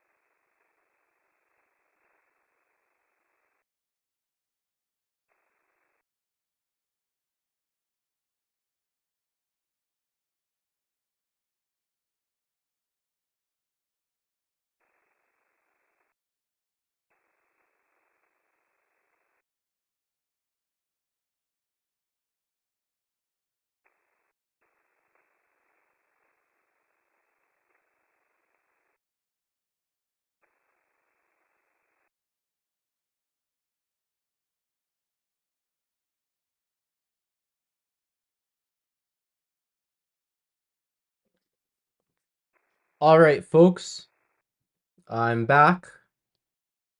Just stepped away for a few minutes. I think just as I stepped away, we heard that call sign checking out of the net in the blind. So checking out of the net in the blind, well, checking out for those not familiar, the E6s, when they are going to broadcast on the Hfgcs, they check in and they check out, and you can think of that as pretty much signing in or signing out. Pretty common for shortwave radio on a number of nets or networks, if you like. So nothing too crazy there. In terms of who that was, Bellerophon is making the guess, and I'm agreeing, and that could explain the urgency and just checking out of the net in the blind. And that just means they're doing it without confirmation from the ground station. Probably because they're about to land soon anyways, and they need to do some other things as part of that landing process. You can expect them, by the way, just to land at the Patuxent River Naval Air Station. This is all speculation, obviously, but it lines up pretty good agreement with what we've seen in the past. They just need to wrap that up. So that's why they checked out of the net in the blind, and that's when they give, as opposed to 3 letters back and forth with the ground station. They just give 2 letters out to anyone who might be listening, and they call it a day. Now, we do still have this E6 out over the eastern seaboard, but based on the notices that we were looking at earlier, thanks to PDGLS, who showed up in the chat box and pointed out the relevance of a couple of videos that they uploaded last week. Looks like it's already over, and we did not hear Master's broadcast at 0200, so it could well be done. What we're doing now is just keeping an eye on all this in case we're wrong. Well, in case I'm wrong, I should say more specifically.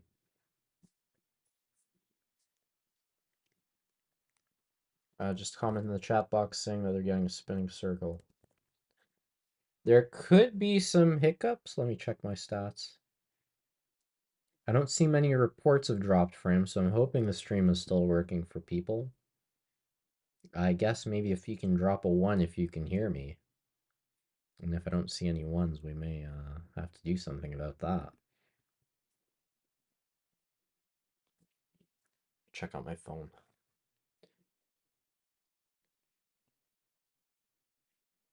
Oh, there we go. There are the 1s. Okay.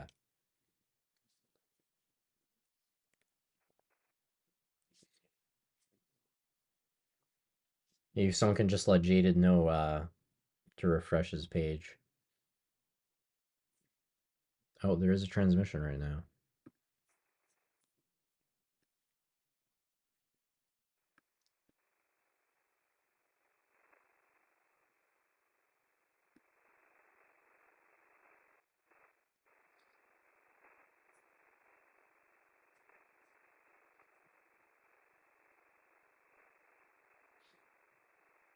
So something there on 11175, not strong enough to be audible.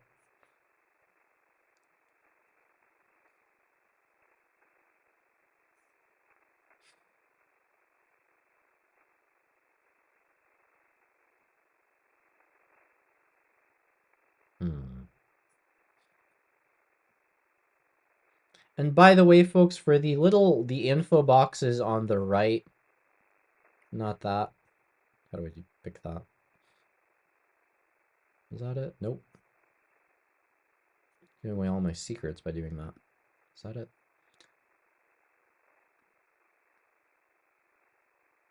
Just want to say for the little on the bottom right corner above the ticker, some of the information there I was hoping to update for a future Skymaster stream. That even though I had an idea this might happen, I felt like the odds of it were low, so I didn't put time into updating those. I don't think any of them are inaccurate, but they aren't all as up to date as I would like them to be. But it does give you a little bit of information if you're rewinding through about the Hfgcs, about K-pop, all the things that matter.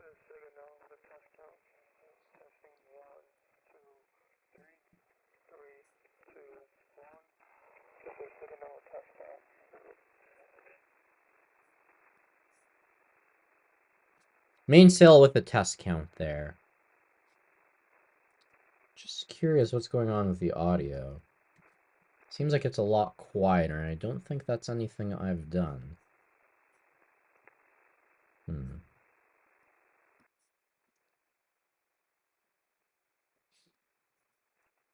Keep an eye on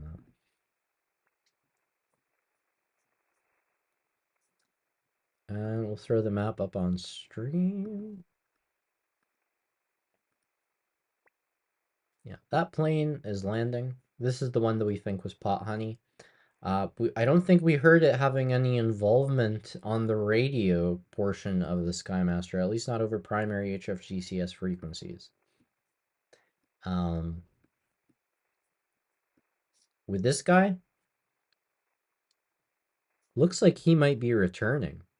So we'll actually zoom in just to kind of see this happen in real time. But yeah, I think he's going back because he's already done. And that aligns with the notices that we were looking at earlier, thanks to, again, to PDGLS. The exercise may well have ended at 0200, and that kind of lined up with what we did and did not hear. So if we see this guy continue to fly back, what we see with other Skymaster exercises, the ones that last longer, sometimes the E6s fly back and immediately get taken, their place get taken by another E6. Well, we saw that in the last one. I don't know how typical that actually is. We saw that last time, and it was quite baffling to me because I hadn't seen it before, but I'm going to guess that's actually tends to happen at least some of these. Or at least the days leading up to the April 12th when we saw that happening. But I don't see anything lining up to immediately take its place. And all the signs and indications that we're seeing says that this is already done. I'm going to continue to monitor in case that we're wrong about that, in case I'm wrong about that, sorry. I don't know why I keep saying we. It's such a trained, I guess, passing off of responsibility when you don't really want to take responsibility. But no, I'm happy to take responsibility. If it continues, then I'm wrong. And I commented earlier in this stream, sometimes these Skymaster events are tricky because there'll be a lull during them because it seems like it's over, and I tell the stream pretty much what I'm telling you right now. I think it's done. There's nothing telling me that it's going to continue. But right now, there's nothing. We're not hearing in EAMs that say they're standing by for traffic. We didn't hear EAMs. We're seeing the notice to airmen expired, not being replaced by anything. We'll take a look again. You know, is there something I'm overlooking? Oh, heck, I lost that. What was that set of letters again? Shoot. I gotta find that. Well, I look for the set of characters. There's someone in the chat box talking completely gibberish. KZWI, thank you, PDGLS. I'm gonna have to write that down.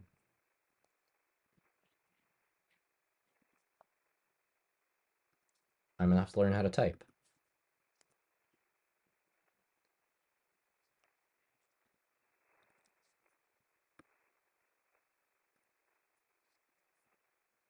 Why isn't it working? Why can't I type? Why won't it let me type it? There, no, it won't let me pick it.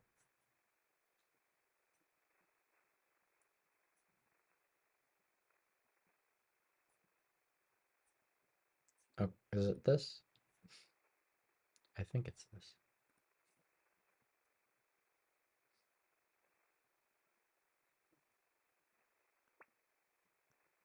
Yeah, there's no unsuing reservations, so I don't think we're going to see any follow-up. I think we're going to see this thing return. Where did it come from, actually?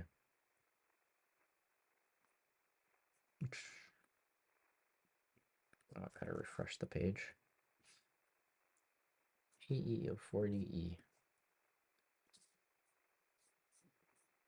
Okay, yeah, it also left from Patuxent River, so it's most likely headed back there. Although if it doesn't, if it overshoots and ends up going to, I don't know, Tinker Air Force Base, that doesn't really throw anything off. I would guess it used a lot of fuel doing this. Actually, I can comment on something here. It is interesting to me as someone who doesn't know a lot about this, so take it with a grain of salt. This is a very large set of loops. Now, obviously, it flew outside the range of what this website's flight radars are able to pick up. So in other words, when you see, these abrupt cutoffs, you can sort of imagine these loops continued beyond that. But this looks like a larger swath of area than usual. They're broadcasting to submarines, and they're probably doing this. Someone can correct me, please, in the chat box if I'm wrong about this. They are, covering this large area to make it ambiguous where exactly is a submarine, and/or they're not necessarily sure themselves. I would guess it's more the former than the latter, but even if it is more so the latter, there's kind of a strategic advantage to make it a little bit of ambiguous where exactly is a nuclear submarine at any point in time. And this is larger than usual, which could tell us or give us room to speculate that, this was quite important. And that's why they made this larger than usual. And yeah, we did not hear any messages at 0230.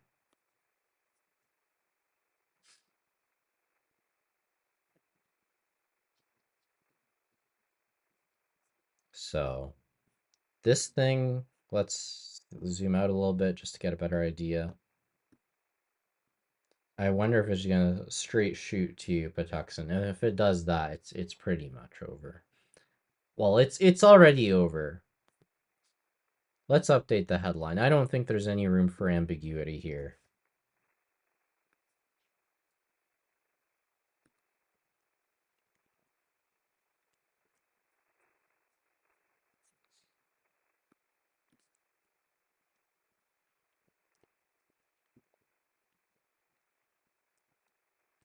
So I've got to review the exact duration. I'm sort of suspicious that I didn't capture the start of the event. And I think that lines up with the reservation starting at 1900, and we kind of caught this at 2300, really. But we also heard those repeating messages starting at 2100. So you can see a few different time points that I'm interested in, and I'm going to want to review the stream. And what I mean by that is I can't throw up some of the channel information as much as I used to, because now that it's monetized, there's some pages that have like my name on it, which I don't necessarily want to throw up on YouTube. I'm sure you guys will understand, but let me just see if I can hop in the background to a page I don't mind showing you without risking giving away, my social security number and etc.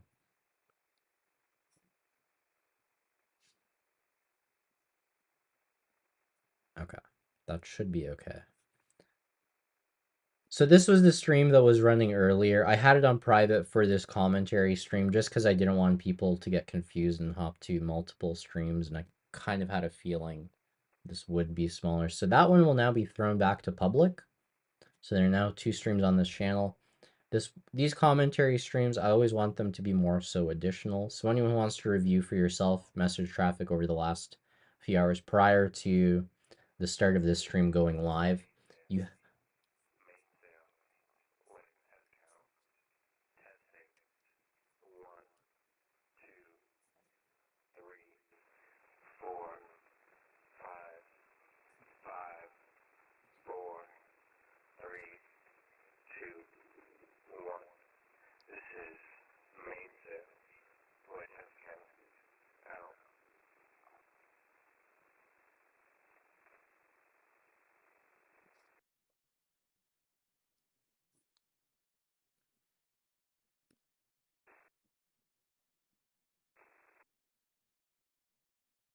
just a test count there, but I was curious. It looked like there might have been a follow-up there, but no, I think it just took a little bit longer to turn the transmitter off. So you will have that one available to you, just like you have all the other streams available on this channel. I guess for folks who are here, just while you are still here, there's one thing I will point to you for interest from the overnight stream.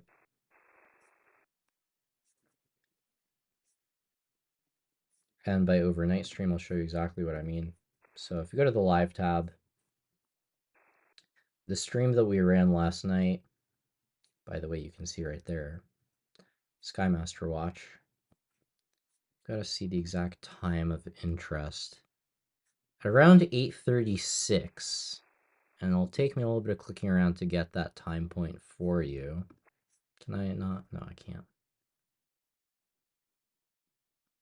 At 8:36, we didn't get to hear the full phone patch because they do change the frequency, but I just want to point out the call sign if we can get to it.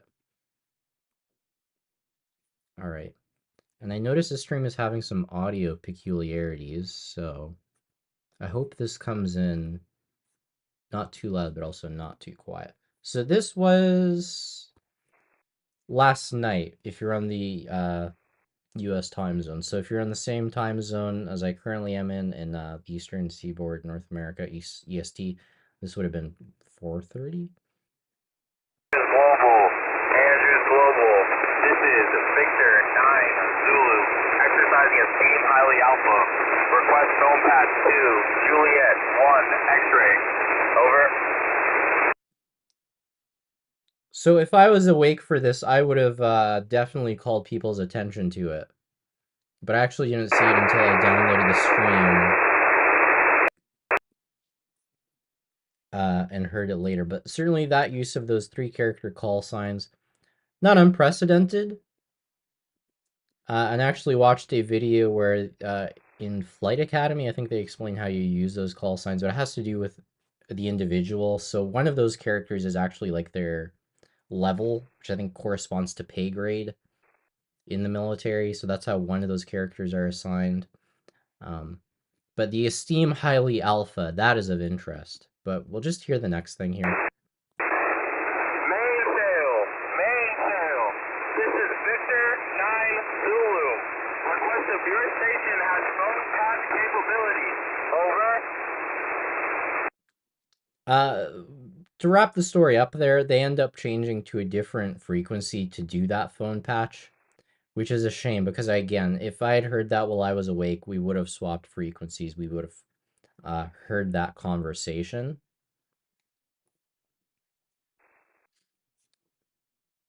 And I think just a couple EAMs during that overnight stream. Possibly the stream beforehand where things were broadcast. Let's see, 152 and 242 from the ground station. And again, now that this stream is public again, that is accessible for you guys. Actually, I need to change that info box because that is most likely done.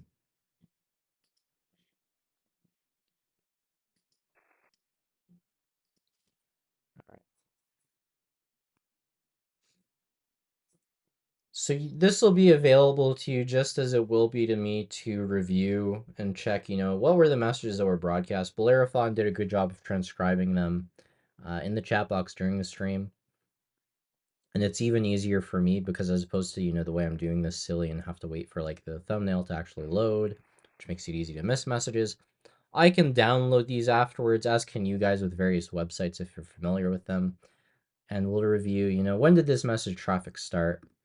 Bellerophon's records document that they started just before 2100, if I'm understanding their comment correctly. So gives you an idea of the duration of all this. Nebula Bob was asking what frequency did they end up having the conversation on.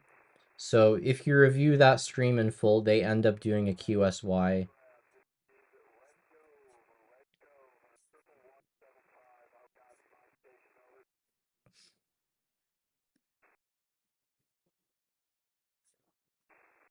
Sure, we're gonna hop SDRs because this one's probably gonna get better reception now.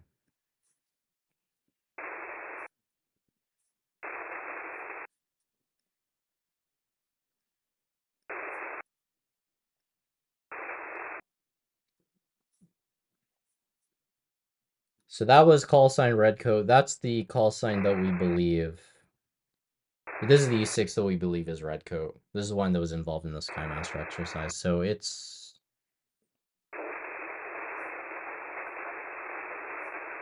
cruising and most likely returning to base. And it's going to try and, I guess, check out of the net right now.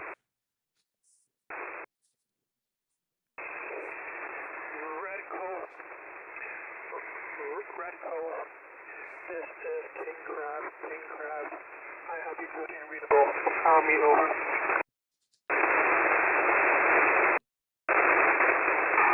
King Crab, this is Redcoat. I have you Lima Charlie. My station is requesting to check out of the net at this time. Over.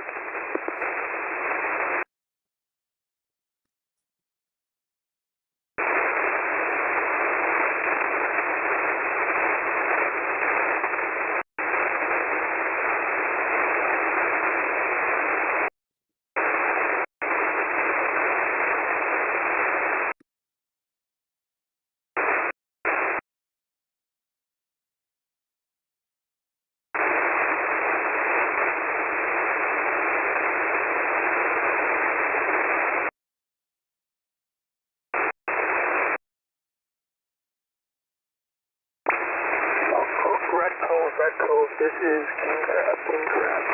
Stand by for higher priority traffic.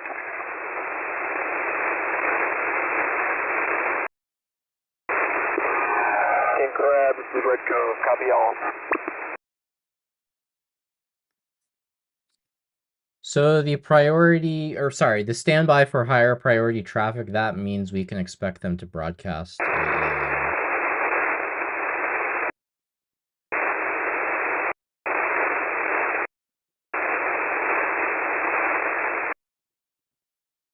any moment.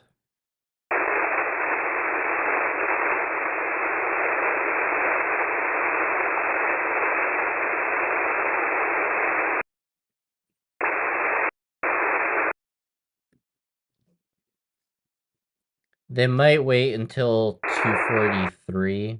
I noticed they do prefer to start these things at the start of minutes. So it'll be cool if I'm right. 10, 9, 8, 7, 6, 5, 4, 3, 2, 1. Nope, they don't want to play along this evening. I don't know what's taking them so long.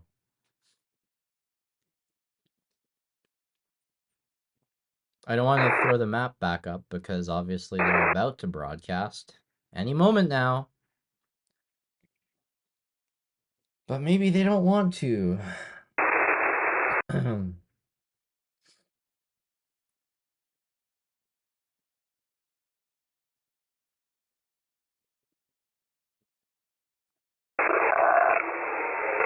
All stations. This is King Crab. Break. 6, Victor, Romeo, Mike, Delta, Kilo. I say it again. 6, Victor, disregard this transmission. This is King Crab out.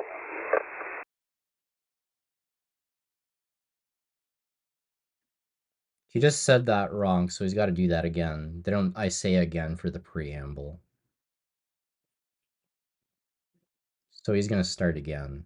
All stations. This is King Crab, break. 6, Victor, Romeo, Mike, Delta, Kilo, standby. 6, Victor, Romeo, Mike, Delta, Kilo, standby. 6, Victor, Romeo, Mike, Delta, Kilo, standby. Message of 39 characters follows. 6 Victor Romeo Mike Delta Kilo 2 Echo 4 3 Golf Quebec Sierra Victor November 2 Sierra Quebec Mike X-ray Whiskey Delta Quebec Mike Papa Victor Tango Quebec 3 Delta Golf Charlie 4 Lima India X-ray Whiskey Alpha 4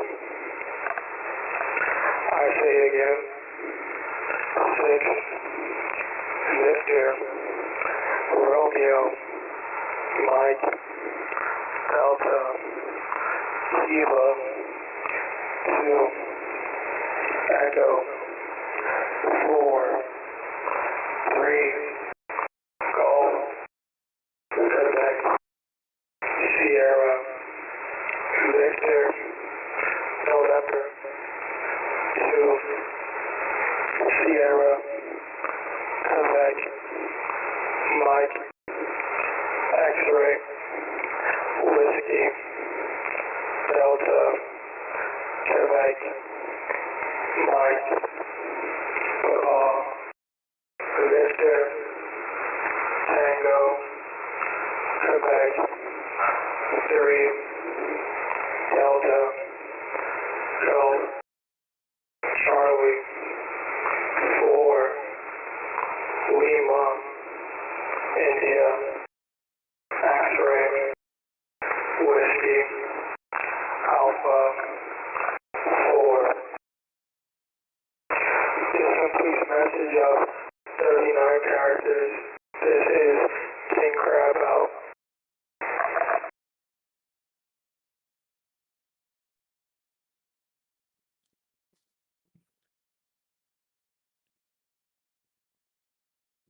I don't have much to comment on for you with that one. A message was broadcast. It was 39 characters. One was broadcast at around the same time 24 hours ago. At 2:42, a 39 character message was broadcast. So I'm definitely going to want to put something together for you folks that notes when what messages were broadcast, what we caught, and have a more organized denouement of what we've heard today and see what is it that we're able to piece together.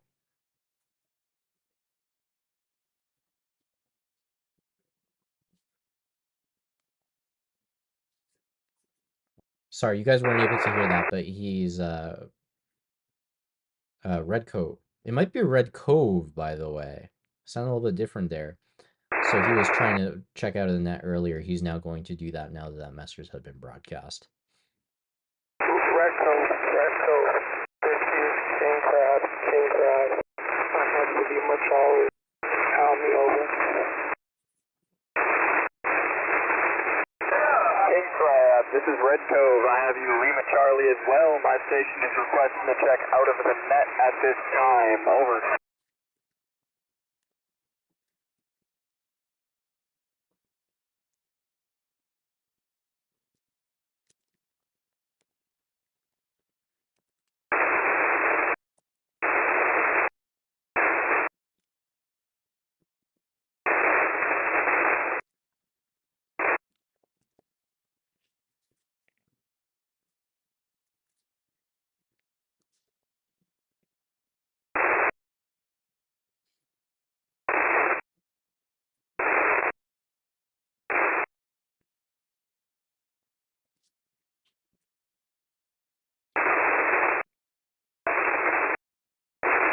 Red Cove. King Crab. I will request you authenticate Alpha Charlie Zulu. I say again, Alpha Charlie Zulu. I'll copy over.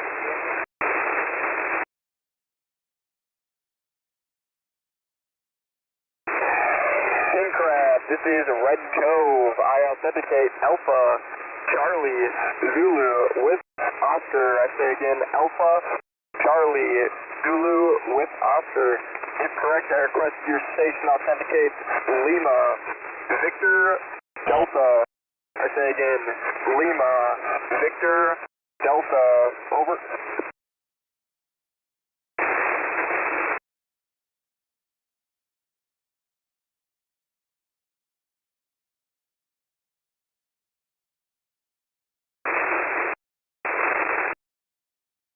Red Cove, this is King Crab. I authenticate Lima Victor Delta with Yankee. I say again, Lima Victor Delta with Yankee. If correct, I have you exiting the net at 0251 Zulu. I'll copy over. King Crab, this is Red Cove. Red Cove, I have my station checked out of the net at 0251 Zulu. My station requires no further assistance at this time. Thanks for all your help. This is Red Cove out.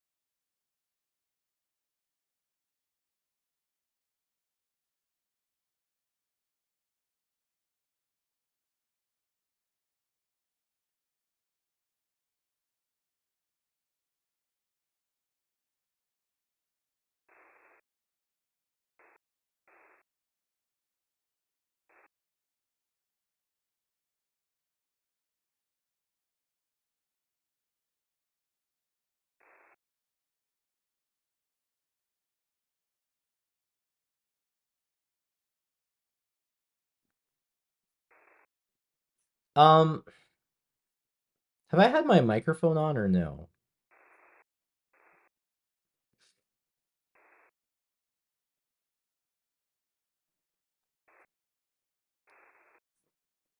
I haven't been talking, have I? Folks, what was the last thing you heard from me? There's always something here.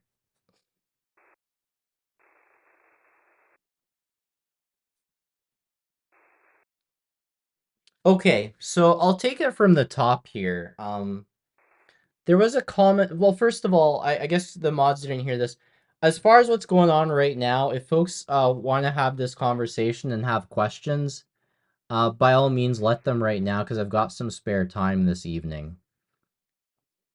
But there's a comment from someone called Smoke Eye saying that they don't do exercises on primary frequencies. That one is tough. That one is tough because it's so fundamentally incorrect about what the Hfgcs and how it works. It contradicts firsthand testimony from people who have been involved in using this system, actual members of the US military who have said the Hfgcs is used for exercises. So that one, it wasn't a question. The other thing, so this person, Mystical Stab Artist, the things I was pulling up on screen and no one was pointing out that my microphone wasn't on, that's fine. So my question for Mystical Stab Artist is on a couple levels. One question I have is, are you aware, like, your assertion is that today wasn't an exercise. Are you aware that I shared with my audience that this was a possibility of happening uh, today? It could have happened. And I shared this with my audience last week, both on YouTube and on Twitter. And I can quickly pull that up on screen right now, right? Like this tweet did not go out today. This tweet went out May 7th, and I write up explaining that a Skymaster event may happen either from the 7th through the 9th or the 14th through the 16th. The second set of dates ended up being correct. And I did a 2-hour live stream explaining dates, why they might happen. So, since I'm able to anticipate these ahead of time, are you asserting that I'm able to predict US military exercises? Are you asserting that I am leaking information, etc.?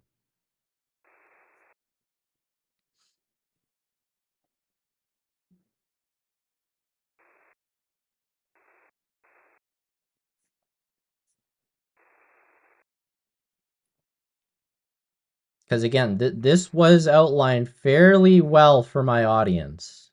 And if you're curious, you would have watched these streams, you would have seen these videos, you would have seen my tweets. And I told my audience ahead of time there's a chance we're going to have an exercise this month.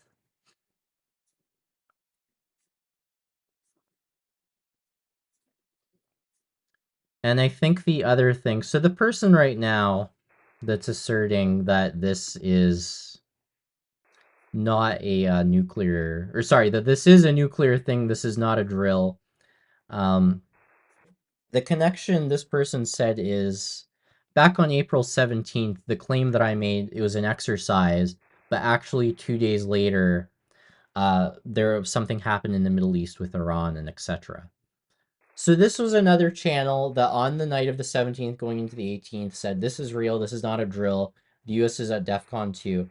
And every serious person who has monitored the HFGCS for any meaningful period of time said this is completely nonsense. This person is talking nonsense. That's what they said on the night of the 17th. And then something happened in Iran a couple days later. And they said, see, that's proof I was right. So my question would be, well, they had to recover for themselves because they reported that on the 17th/18th. But there was also a Skymaster event on the 12th. And nothing happened there. So I guess my question there would be, well, did nothing happen because that was an exercise, or does nothing happen on those days because they just were too busy to report on it? What you'll notice with these channels is that these things only happen and are important when they're available to run these streams. But when they're not available, when they're not around to do these streams, then it is just an exercise. So it's real when they get clicks. It's real when they get you to subscribe to their channel. It's real when they get you to buy their products that they're selling and promoting. I don't do that. This is actually an example. So on February 7th, there was a Skymaster event. And I didn't report on it, and you know what? I was asleep. I'm very honest and forward about that. I missed that one. It drives me nuts. But other people reported it. There were a few recordings shared on the internet that date. And I shared that with my audience. And I have that up on my videos. I have it up on my channel. And I'm telling folks today. Today is not the 4th Skymaster event this year just because it's the 4th one I've heard. No, it's the 5th. Because you've got to count the one I've missed. And you know what other channels did? They said the one of the 18th was the first Skymaster in over years. Where did they get that number from? What do they think the last Skymaster event is? I don't know. And then I guess the question isn't just what happened, right? Okay. If on this 17th the assertion is, oh, that connects to activity in the Middle East, then what happened on the 12th? What happened on the 7th? And what happened on January 10th? And what's happening today? What does this connect to? People are just grabbing headlines in the news and saying, oh, this is it, this is it, this is it.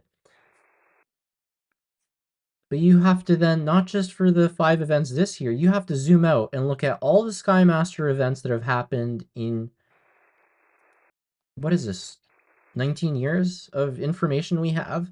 And if you were to search more, you would find even more dates. So my question to Mystical Stab Artist or anyone else along these lines, what happened October 26, 2014? What happened June 24, 2013? June 12, 2009? November 19th, 2008. Isn't that around when the Great Recession began? I feel like that would have popped into the contemporary zeitgeist and culture if some major action happened around that time. So if these are not exercises, and we're constantly going to DEF CON 2 as some other channels assert, it should be fairly easy to pick out at least a couple of these to explain why we went to DEF CON 2, according to them. And you know what you're going to get? You're going to get really weak correlations. They're going to tell you the first thing they find on Google. Actually, you're not going to get anything. They're not going to acknowledge this.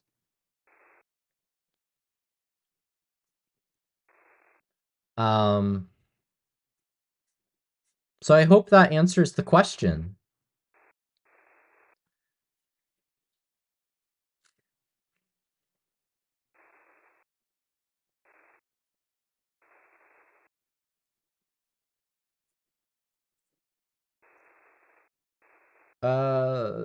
These aren't questions, though.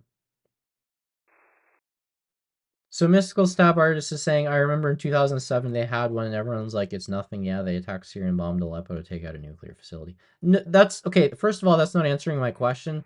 The other thing, like I just said, you're making weak correlations. Because if someone were to begin to do this, you would then start pointing out, like, oh, throughout 2022 and 2023, I missed it. I was monitoring the Hfgcs. I imagine what people would do is connect it to the event or the war in Ukraine, between Ukraine and Russia. And it wouldn't really matter whether it actually connected to a headline or not. There would just be some spurious, like, oh, 2 days ago, in one instance, this happened or that happened on the front. And then for another one, you might explain it by saying what happened like 3 weeks after, or so on and so forth. And you would not be consistent in it.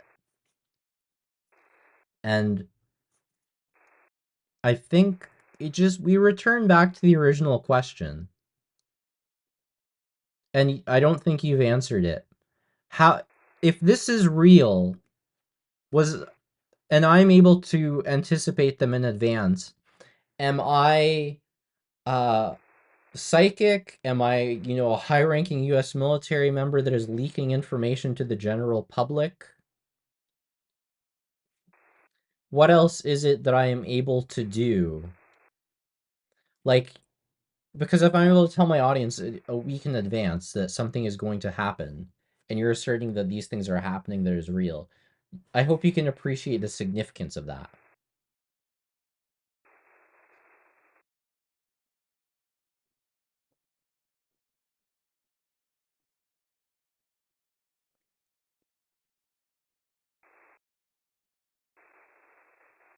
So the assertion is that I'm leaking info.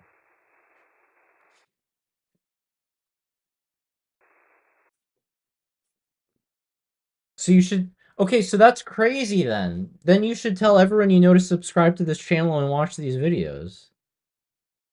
Because I'd have to be pretty high ranking to be able... No, that's your assertion. It is your assert. You're not thinking through what you're saying. On May 7th, I put out a post saying that this is likely to happen in either of these two periods of time.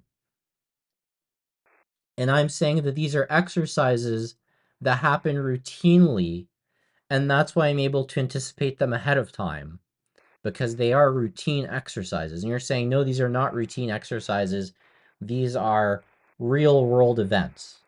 So I must be leaking information. I must have secret information that I'm sharing with a audience of what, 3,000 people on YouTube? Come on.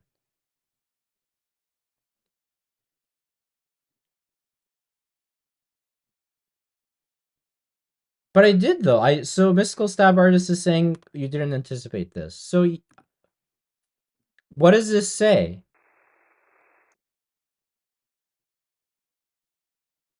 Between May 7th and 9th and or 14th through 16th, a Skymaster event may occur.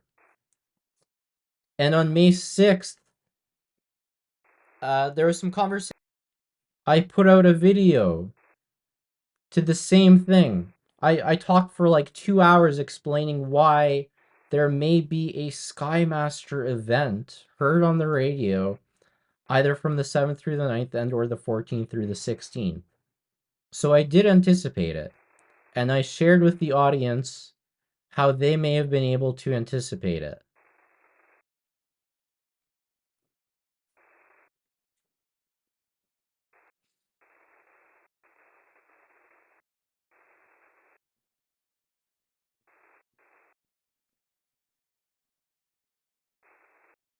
So I don't mean to be rude, but I have a question I hope you answer. What is your level of education? Because at this point, I'm just curious about the level of literacy. So I'm pointing out that I said that I anticipated a Skymaster event either from the 7th through the 9th and or the 14th through the 16th. And you are not able to process that information.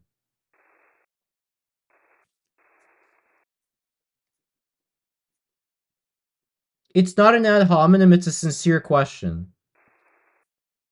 I really struggle with this, and I'm trying to help the audience out. I do have time this evening. People are being, fed misinformation from other channels, and I would like to help folks out. So I guess my curiosity is, why aren't you able to process that information?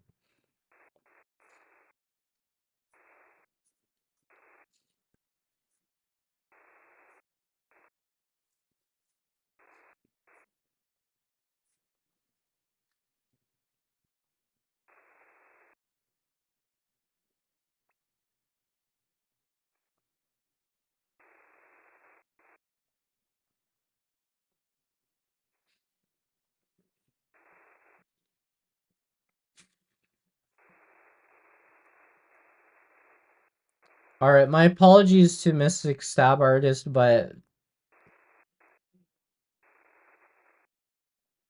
I don't think we're going to get an answer from them. And if they are sincerely confused, it's tough. It's tough, but I'm gonna have a very hard time if I try and help folks who uh can't even process that level of information and aren't necessarily interested in improving their fluency.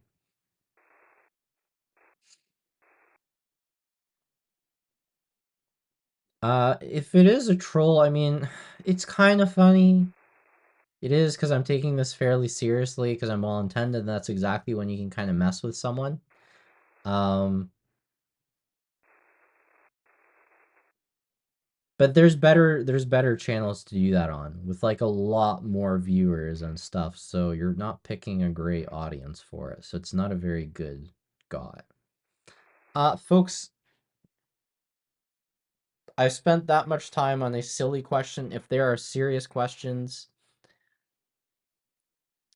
we can do. Oops. We can fix the other stream because it's not working right now. While I do that, if you got questions, drop them in the chat box. Let me know. Won't be gone for more than 2 minutes.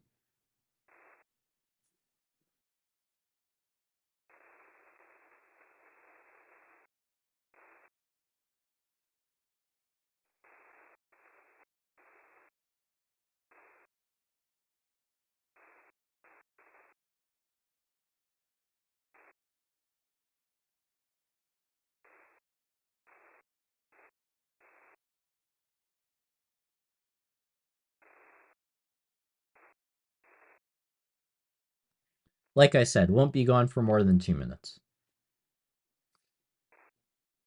Nick outside, tell us how you monitor this stuff. Do you have a radio running 24/7? So yeah, pretty much. What I do is I take advantage of the generosity of folks who have these SDRs available for people to listen to. I've been in contact with a few of them. They've all been very gracious. The one that I've spoken with in terms of being okay with me using the SDRs for extended period of time. Some have even been okay with me streaming them. And that's how I monitor the Hfgcs. If you check out the live stream tab on this channel, what I do is, because it's a lot easier because I can step away, I can do other things and still monitor. I run these live streams so that this is a publicly available archive.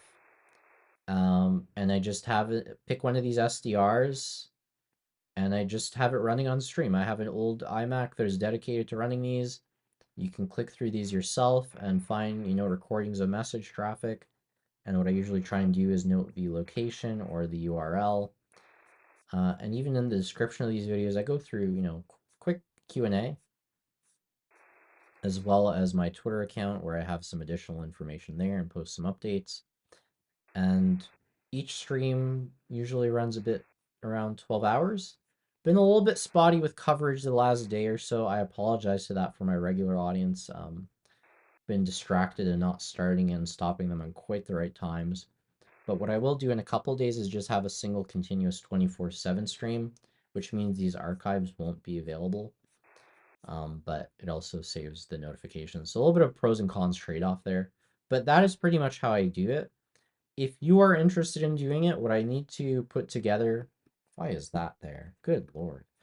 What I need to put together is an informational video. But I wonder, I mean, we're just going to do this, right? I'm just wondering, is there already like a YouTube video about how to use Kiwi SDR? There's definitely some videos out there.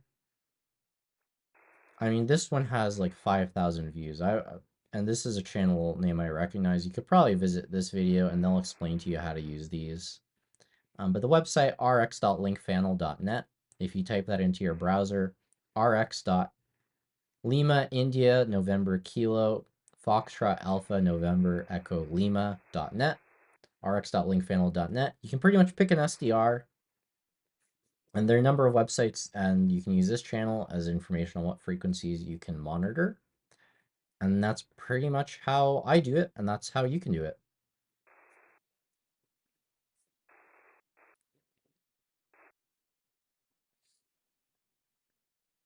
Dear Diary asks, how do I predict Skymasters? And JM answered a little bit, but they're mostly routine, right? We're able to anticipate them ahead of time because they tend to happen around the same time every year. It's kind of like, how do you predict a bus coming to a bus stop?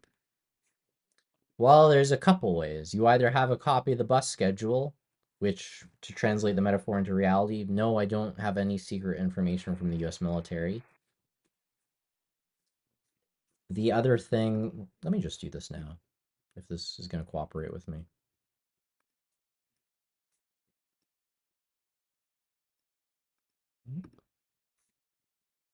Well, that's not what I wanted it to do.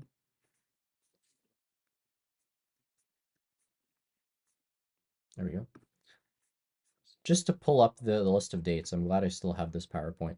So this is a list of some previous Skymaster exercises. Some of these are put together by me from the Skymaster dates I've put together, but that's no more than 5 or 6 of them. Most of these were, gotta zoom out a little bit, documented by someone by the name of Jeff Haverlaw. They have been monitoring the Hfgcs for decades, and their contributions to this hobby have been substantial. And by the way, I do want to throw a disclaimer out there. Just because Jeff Haverlaw shared this information with me doesn't mean he endorses anything I'm saying here. All of these conclusions and speculation are my own, and he's not necessarily co-signed any of them. I don't want anyone to get confused along those lines because I'm quite likely to make mistakes about various details, and I don't want people to get confused about that.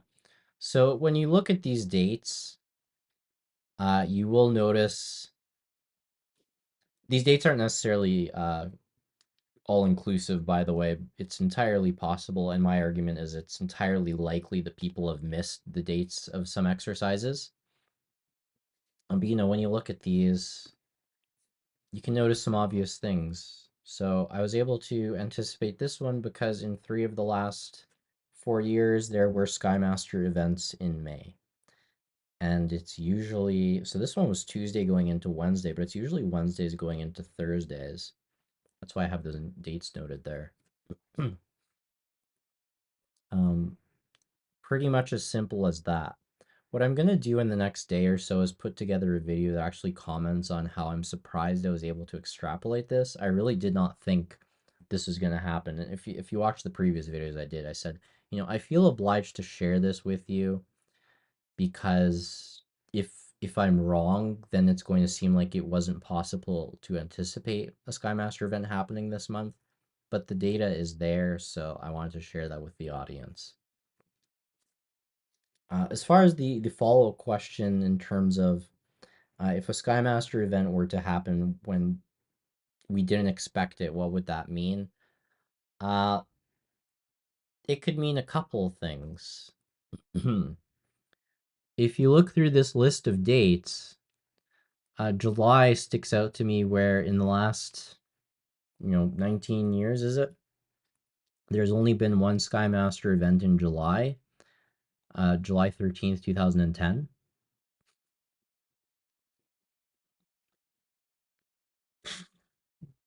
So let's say a Skymaster event happens this July. Does that mean it's real? Because I'm probably not going to anticipate it, and I can't imagine anyone else anticipates it unless they have a secret additional list of dates that they haven't shared with the public, or I just haven't quite found from doing web searches yet.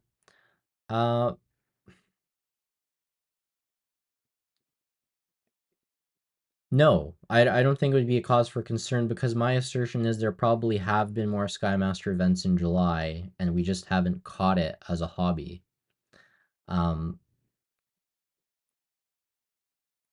Earlier in the stream, I pointed out I'm running on the side corner. Just throw it up again. Not that one. On the side here, on the far right, this is a stream of the most popular SDR that is used by online hobbyists. And it did actually pick some up sometimes, but not much of what we heard tonight. It missed a decent amount. So it's entirely possible for anyone who relies on this SDR, which a lot of hobbyists do, to miss Skymaster events. So my thing would be, well, maybe signal reception of Skymasters hasn't been so good with that antenna in July. And that's why nobody's been documenting it the last few years. The other thing, even if you were to assume this is a fairly conclusive or exhaustive list of dates, let's say this really is representative of better than, 80% of Skymaster events, and something were to happen that doesn't align with the schedule, schedules change. Maybe they've added an exercise, maybe they've changed the date of an exercise, something's moved around logistically, etc. It would not be an immediate cause for concern. And the hope would basically be by continuing to run this project and we get more lists of dates and better ideas of how often these occur, that makes us better able to comment. My assertion right now is this probably is not a terribly conclusive list of dates, and continue to monitor the Hfgcs and look for when these happen will give us a better idea of exactly how frequently they occur. And as I talked about in the stream that I did last week, I'm not proposing that I've got everything right the first time. After doing this for 2 years and now finally beginning to comment on these Skymasters and stuff, I am definitely going to get stuff wrong.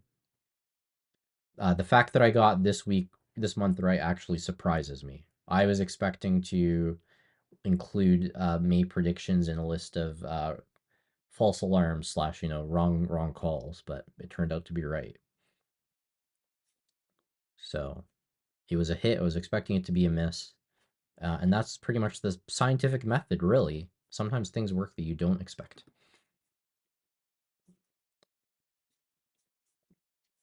And I'll just throw that down temporarily, just see what other questions we've got from folks. How do I go back? There we go. Zavix's question, I was curious why all these other people believe that Skymaster message practices aren't done on this frequency. People who believe that are being told that by other YouTube channels that don't know what they're talking about, and or are deliberately misinforming their audience. Up North was wondering about, I think it tied into the earlier observation that this time, I'll pull up the slide again, give me a moment.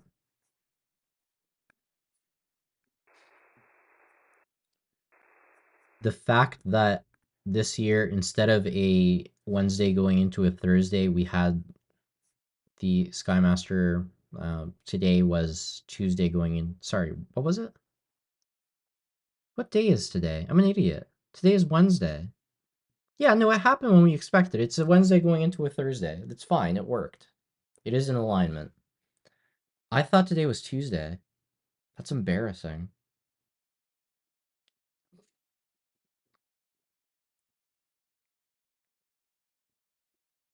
Yeah, today is Wednesday. Today is Wednesday, May 15th, going into Thursday, May 16th. So even more so, you get a very good idea of how routine and scheduled these things are.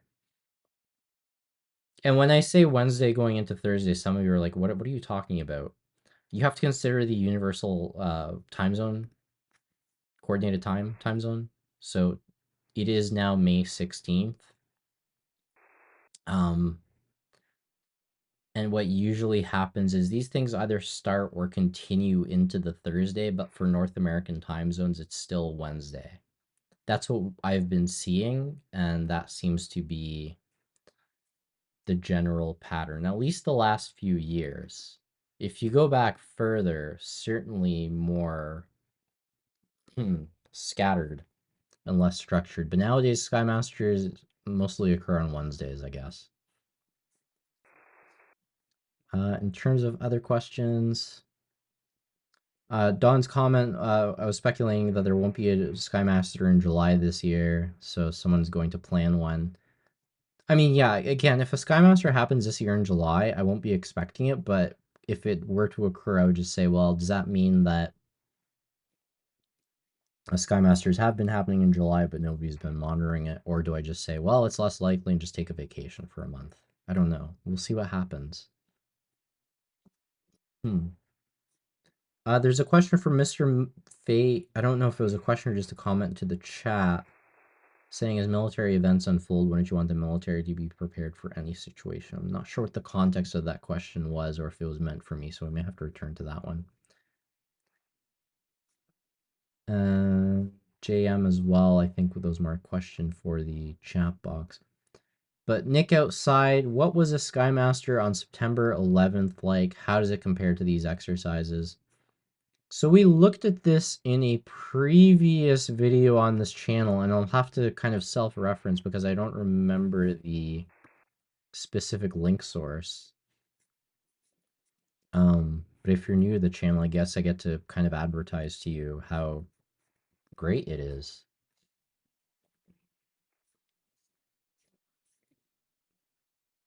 Oh no. No, I think that's on a video I decided to take down from the channel. Let's see. No, it is. Okay. There's a controversial video that's a direct response to one of the fear-mongering YouTube channels that I decided to take down from this channel. But the information to your question is included also in a different video. So this was put up on this channel April 14th, and it was before the Skymaster event on April 18th, and I believe we talk about 9/11 in it. Is this it? No. Is this it? Yeah, it is, but it looks like maybe the screenshot is not so good. Is the link shared? No, you're killing me. Oh, hold on. I can do this a lot less painfully. Hold on. Give me a moment.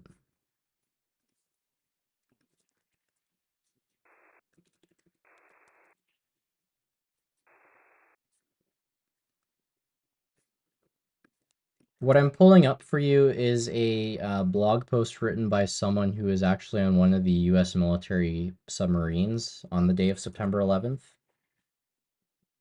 So this is this website, saystrue.com, SAYSTRU.com. And this is a blog post called 5 Minutes, and it's, let me make sure this is showing up on the screen for you guys. A 27-year-old lieutenant on board the USS Tennessee talks about being on the ship on September 11th, 2001, and they talk about EAMs being broadcast to the ship that day. And they comment, this is a message that they immediately recognize to be a real emergency action message after countless hundreds of exercise versions. Which, by the way, ties into a question/comment earlier that many exercises are, or sorry, many EAMs are exercises. So if you read through this person's entry, basically you get the information that one of the EAMs conveys the information that a plane had crashed the World Trade Center, and later some information that they were told to elevate to DEFCON 2, which lines up with some other information, because we know from unclassified documents, I believe as part of the 9/11 Commission and shared by Reed DA on Twitter, who read through it, we know the time that an EAM was broadcast on September 11th, so 14:52 Zulu, which assuming they would have been in standard time, not daylight time, that would have been what? 10:52, if I'm doing the math right in my head. And sorry, it was Emergency Action Message directing worldwide DEFCON 3. DEFCON 3. I misspoke earlier if I said DEFCON 2. Unfortunately, the wrong DEFCON status is stuck in my head thanks to another YouTube channel that's broadcasting nonsense this evening. We don't know what the EAM was, unfortunately. So we don't know what it looked like, how long it was or anything. And I've asked people who have been monitoring the Hfgcs for a long time. They weren't listening on that day. They weren't transcribing. Maybe they had other stuff to do. It was quite a tense day. Question from Magic Mike. Does anyone know if the E4 is still airborne? I guess we can take a look right now. Off the top of my head, I have no idea.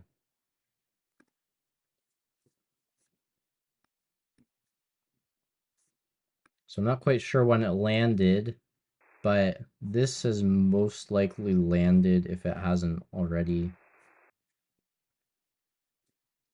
Landing if it hasn't already, and I'm going to guess it already has landed. And that's at off it. So yeah. Right now, if ADSB exchange is to be trusted, there are no E6s or E4s airborne right now. Paratrooper Chad, thank you for not being inflammatory. Right now, a channel is fear-mongering and using this to make money off people's fear. Yeah, it's disappointing. It is.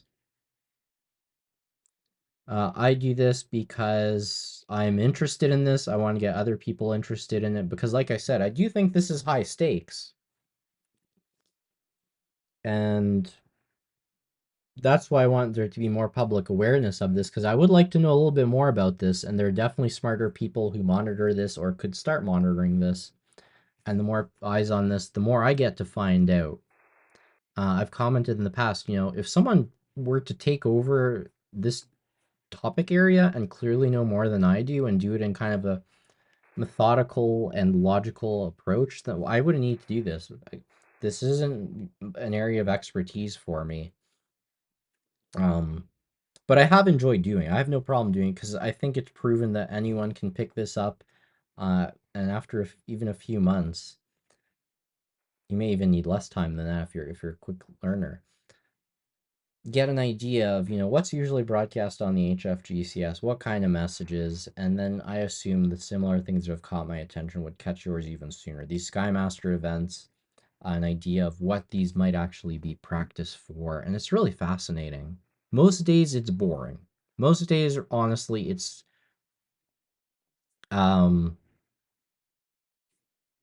even though I find that interesting, I admit it's you're listening to static noise for 24 hours of the day, and you maybe hear the running average is about 15 EAMs, maybe some test counts, maybe some radio checks, but that's about it.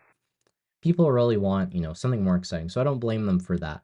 But to take the day when something actually happens and fearmonger and turn it into nonsense, I'm upset about the channels that are doing that. Trubisky, Modisky, they training again. Yeah, you missed it, bro. Ended around 1:30. With the time clock that you see on the screen right now. Zavux has another question. Are EAM Skymasters always nuclear related, or are they used for conventional attacks too?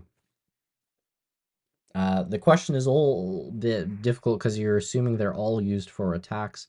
Some could be status, some could be informational. I don't even know if I've ever heard an EM related to an attack. I would imagine I haven't, despite doing this as long as I have.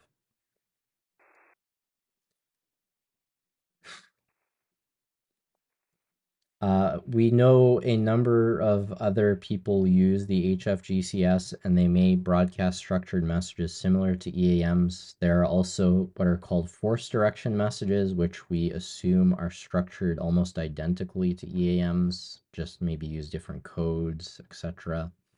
I think they use different prefixes. I talk about it on this channel in a little bit more depth, but I mean, if you think about emergency action messages or broadcast to submarines, those are inherently nuclear, right? Like this is a part of the U.S.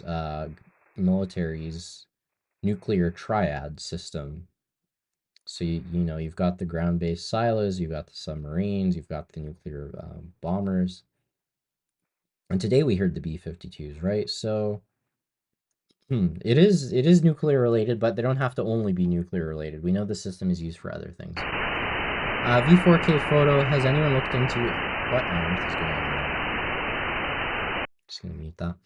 V4K photo, has anyone looked into these exercises coinciding with rival nations' exercise or naval rotations, etc.? No one has done it seriously that I'm aware of. I certainly tried. Like, you can imagine how many more viewers I would have right now if I was saying this corresponds to this, that, or the other. Um, I pretty much tell you guys this is an exercise and there's not much going on. And that's after trying to link it to real stuff. When I first discovered this, I'm like, man, there's an opportunity here.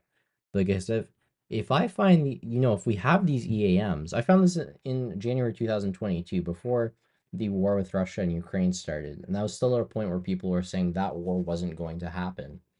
And there were people online listening to these EAMs saying, this means the war is about to happen.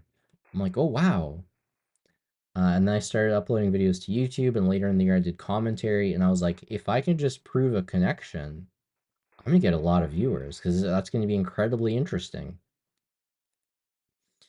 And I haven't been able to do that. I haven't seen anyone else able to do that.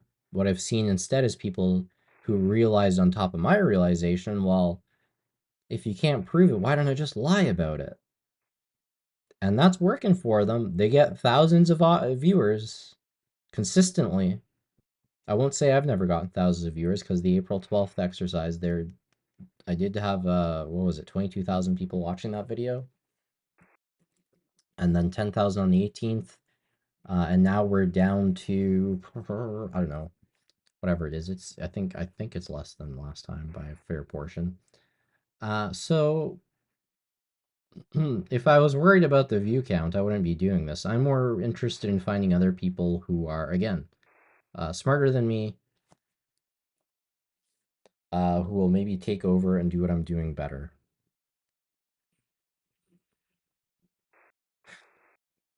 Uh, Nick outside again. Do I monitor any other frequencies non-Skymaster related?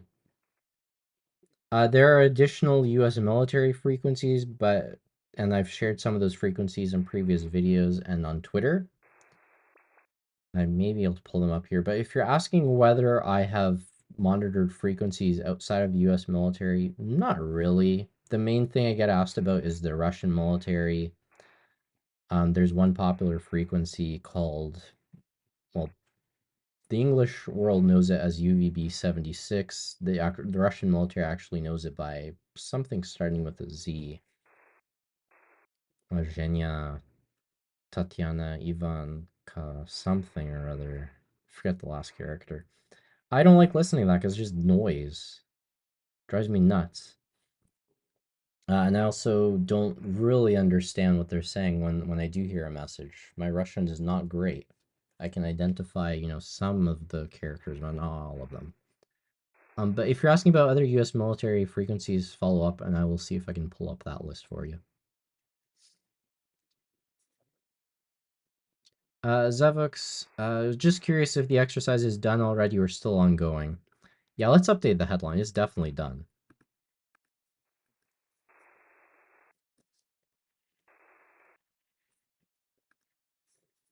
It's done.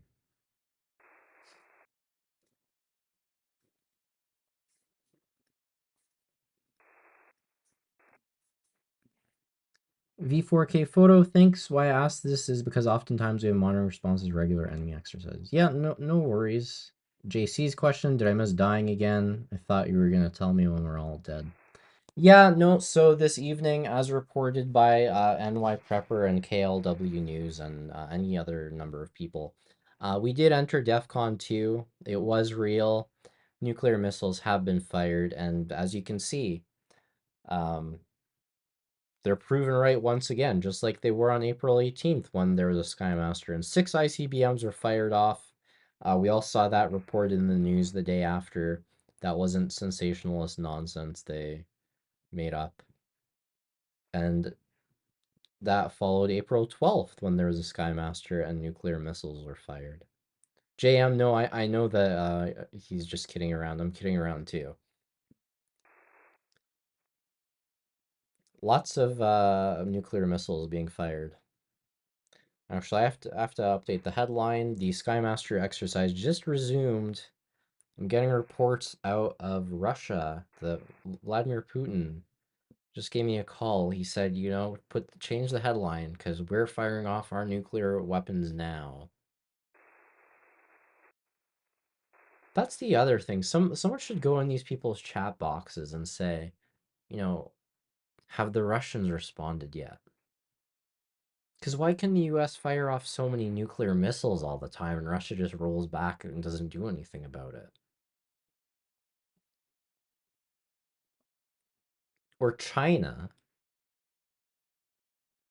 I'm gonna call Comrade G and be like, bro, they're firing missiles right now. You gotta fire off before they hit you, or you won't be able to respond at all. And I mean, if I don't report it, because as you guys know, I'm a Chinese spy, I'll get in trouble. So that's a good point. But no, if there are any more, I don't mind having fun. I actually enjoy having fun, but I do want it to be more of a service for people who are new to all this. If you guys have any more questions, let me know. If you are new to this channel, this is your first time checking it out, the 24/7 streams, I'll be honest, you will probably find them boring. So if you subscribe to this channel and you see the notifications for those, um, there's no offensive if you unsubscribe because of that. I will say in a couple days, we're just going to do a single continuous 24/7 stream. But probably in June we'll start again with the daily thing. So it's going to be a break for about a couple weeks, less than. And then those will resume. And I know just from seeing like the subscriber count the last few weeks, it's pretty much what I expected. I get an uptick in people who subscribe to the channel, and then they unsubscribe because it is boring. It can be fairly boring. But I guess keep me in mind if even if I don't retain your attention longer term, the next time these things happen and you see other folks talking about this and you want to know what's going on, if I'm not streaming because I'm busy, well, it is what it is. But I do try and attempt to anticipate these ahead of time, and then I share with the audience, usually on YouTube and on Twitter, twitter.com/neatintel. That's another thing. If you're on that social media, you can follow me on there. And sometimes I'll share random snippets or information, but usually just the important stuff. As of late, I've been using a little bit less just to focus on actual meaningful information, I guess. So that people don't unsubscribe because they feel I'm going too much information, unimportant information. Although I think it's all important, I have to kind of triage it for a wider audience. So on top of that, there will be some sort of video in the next, I'm gonna hope for maybe this weekend, where I kind of dissect, well, what just happened.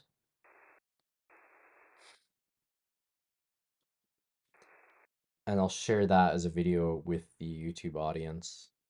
Yes, Paratrooper Chad, I am a Chinese spy. Thank you for supporting the People's Republic of China.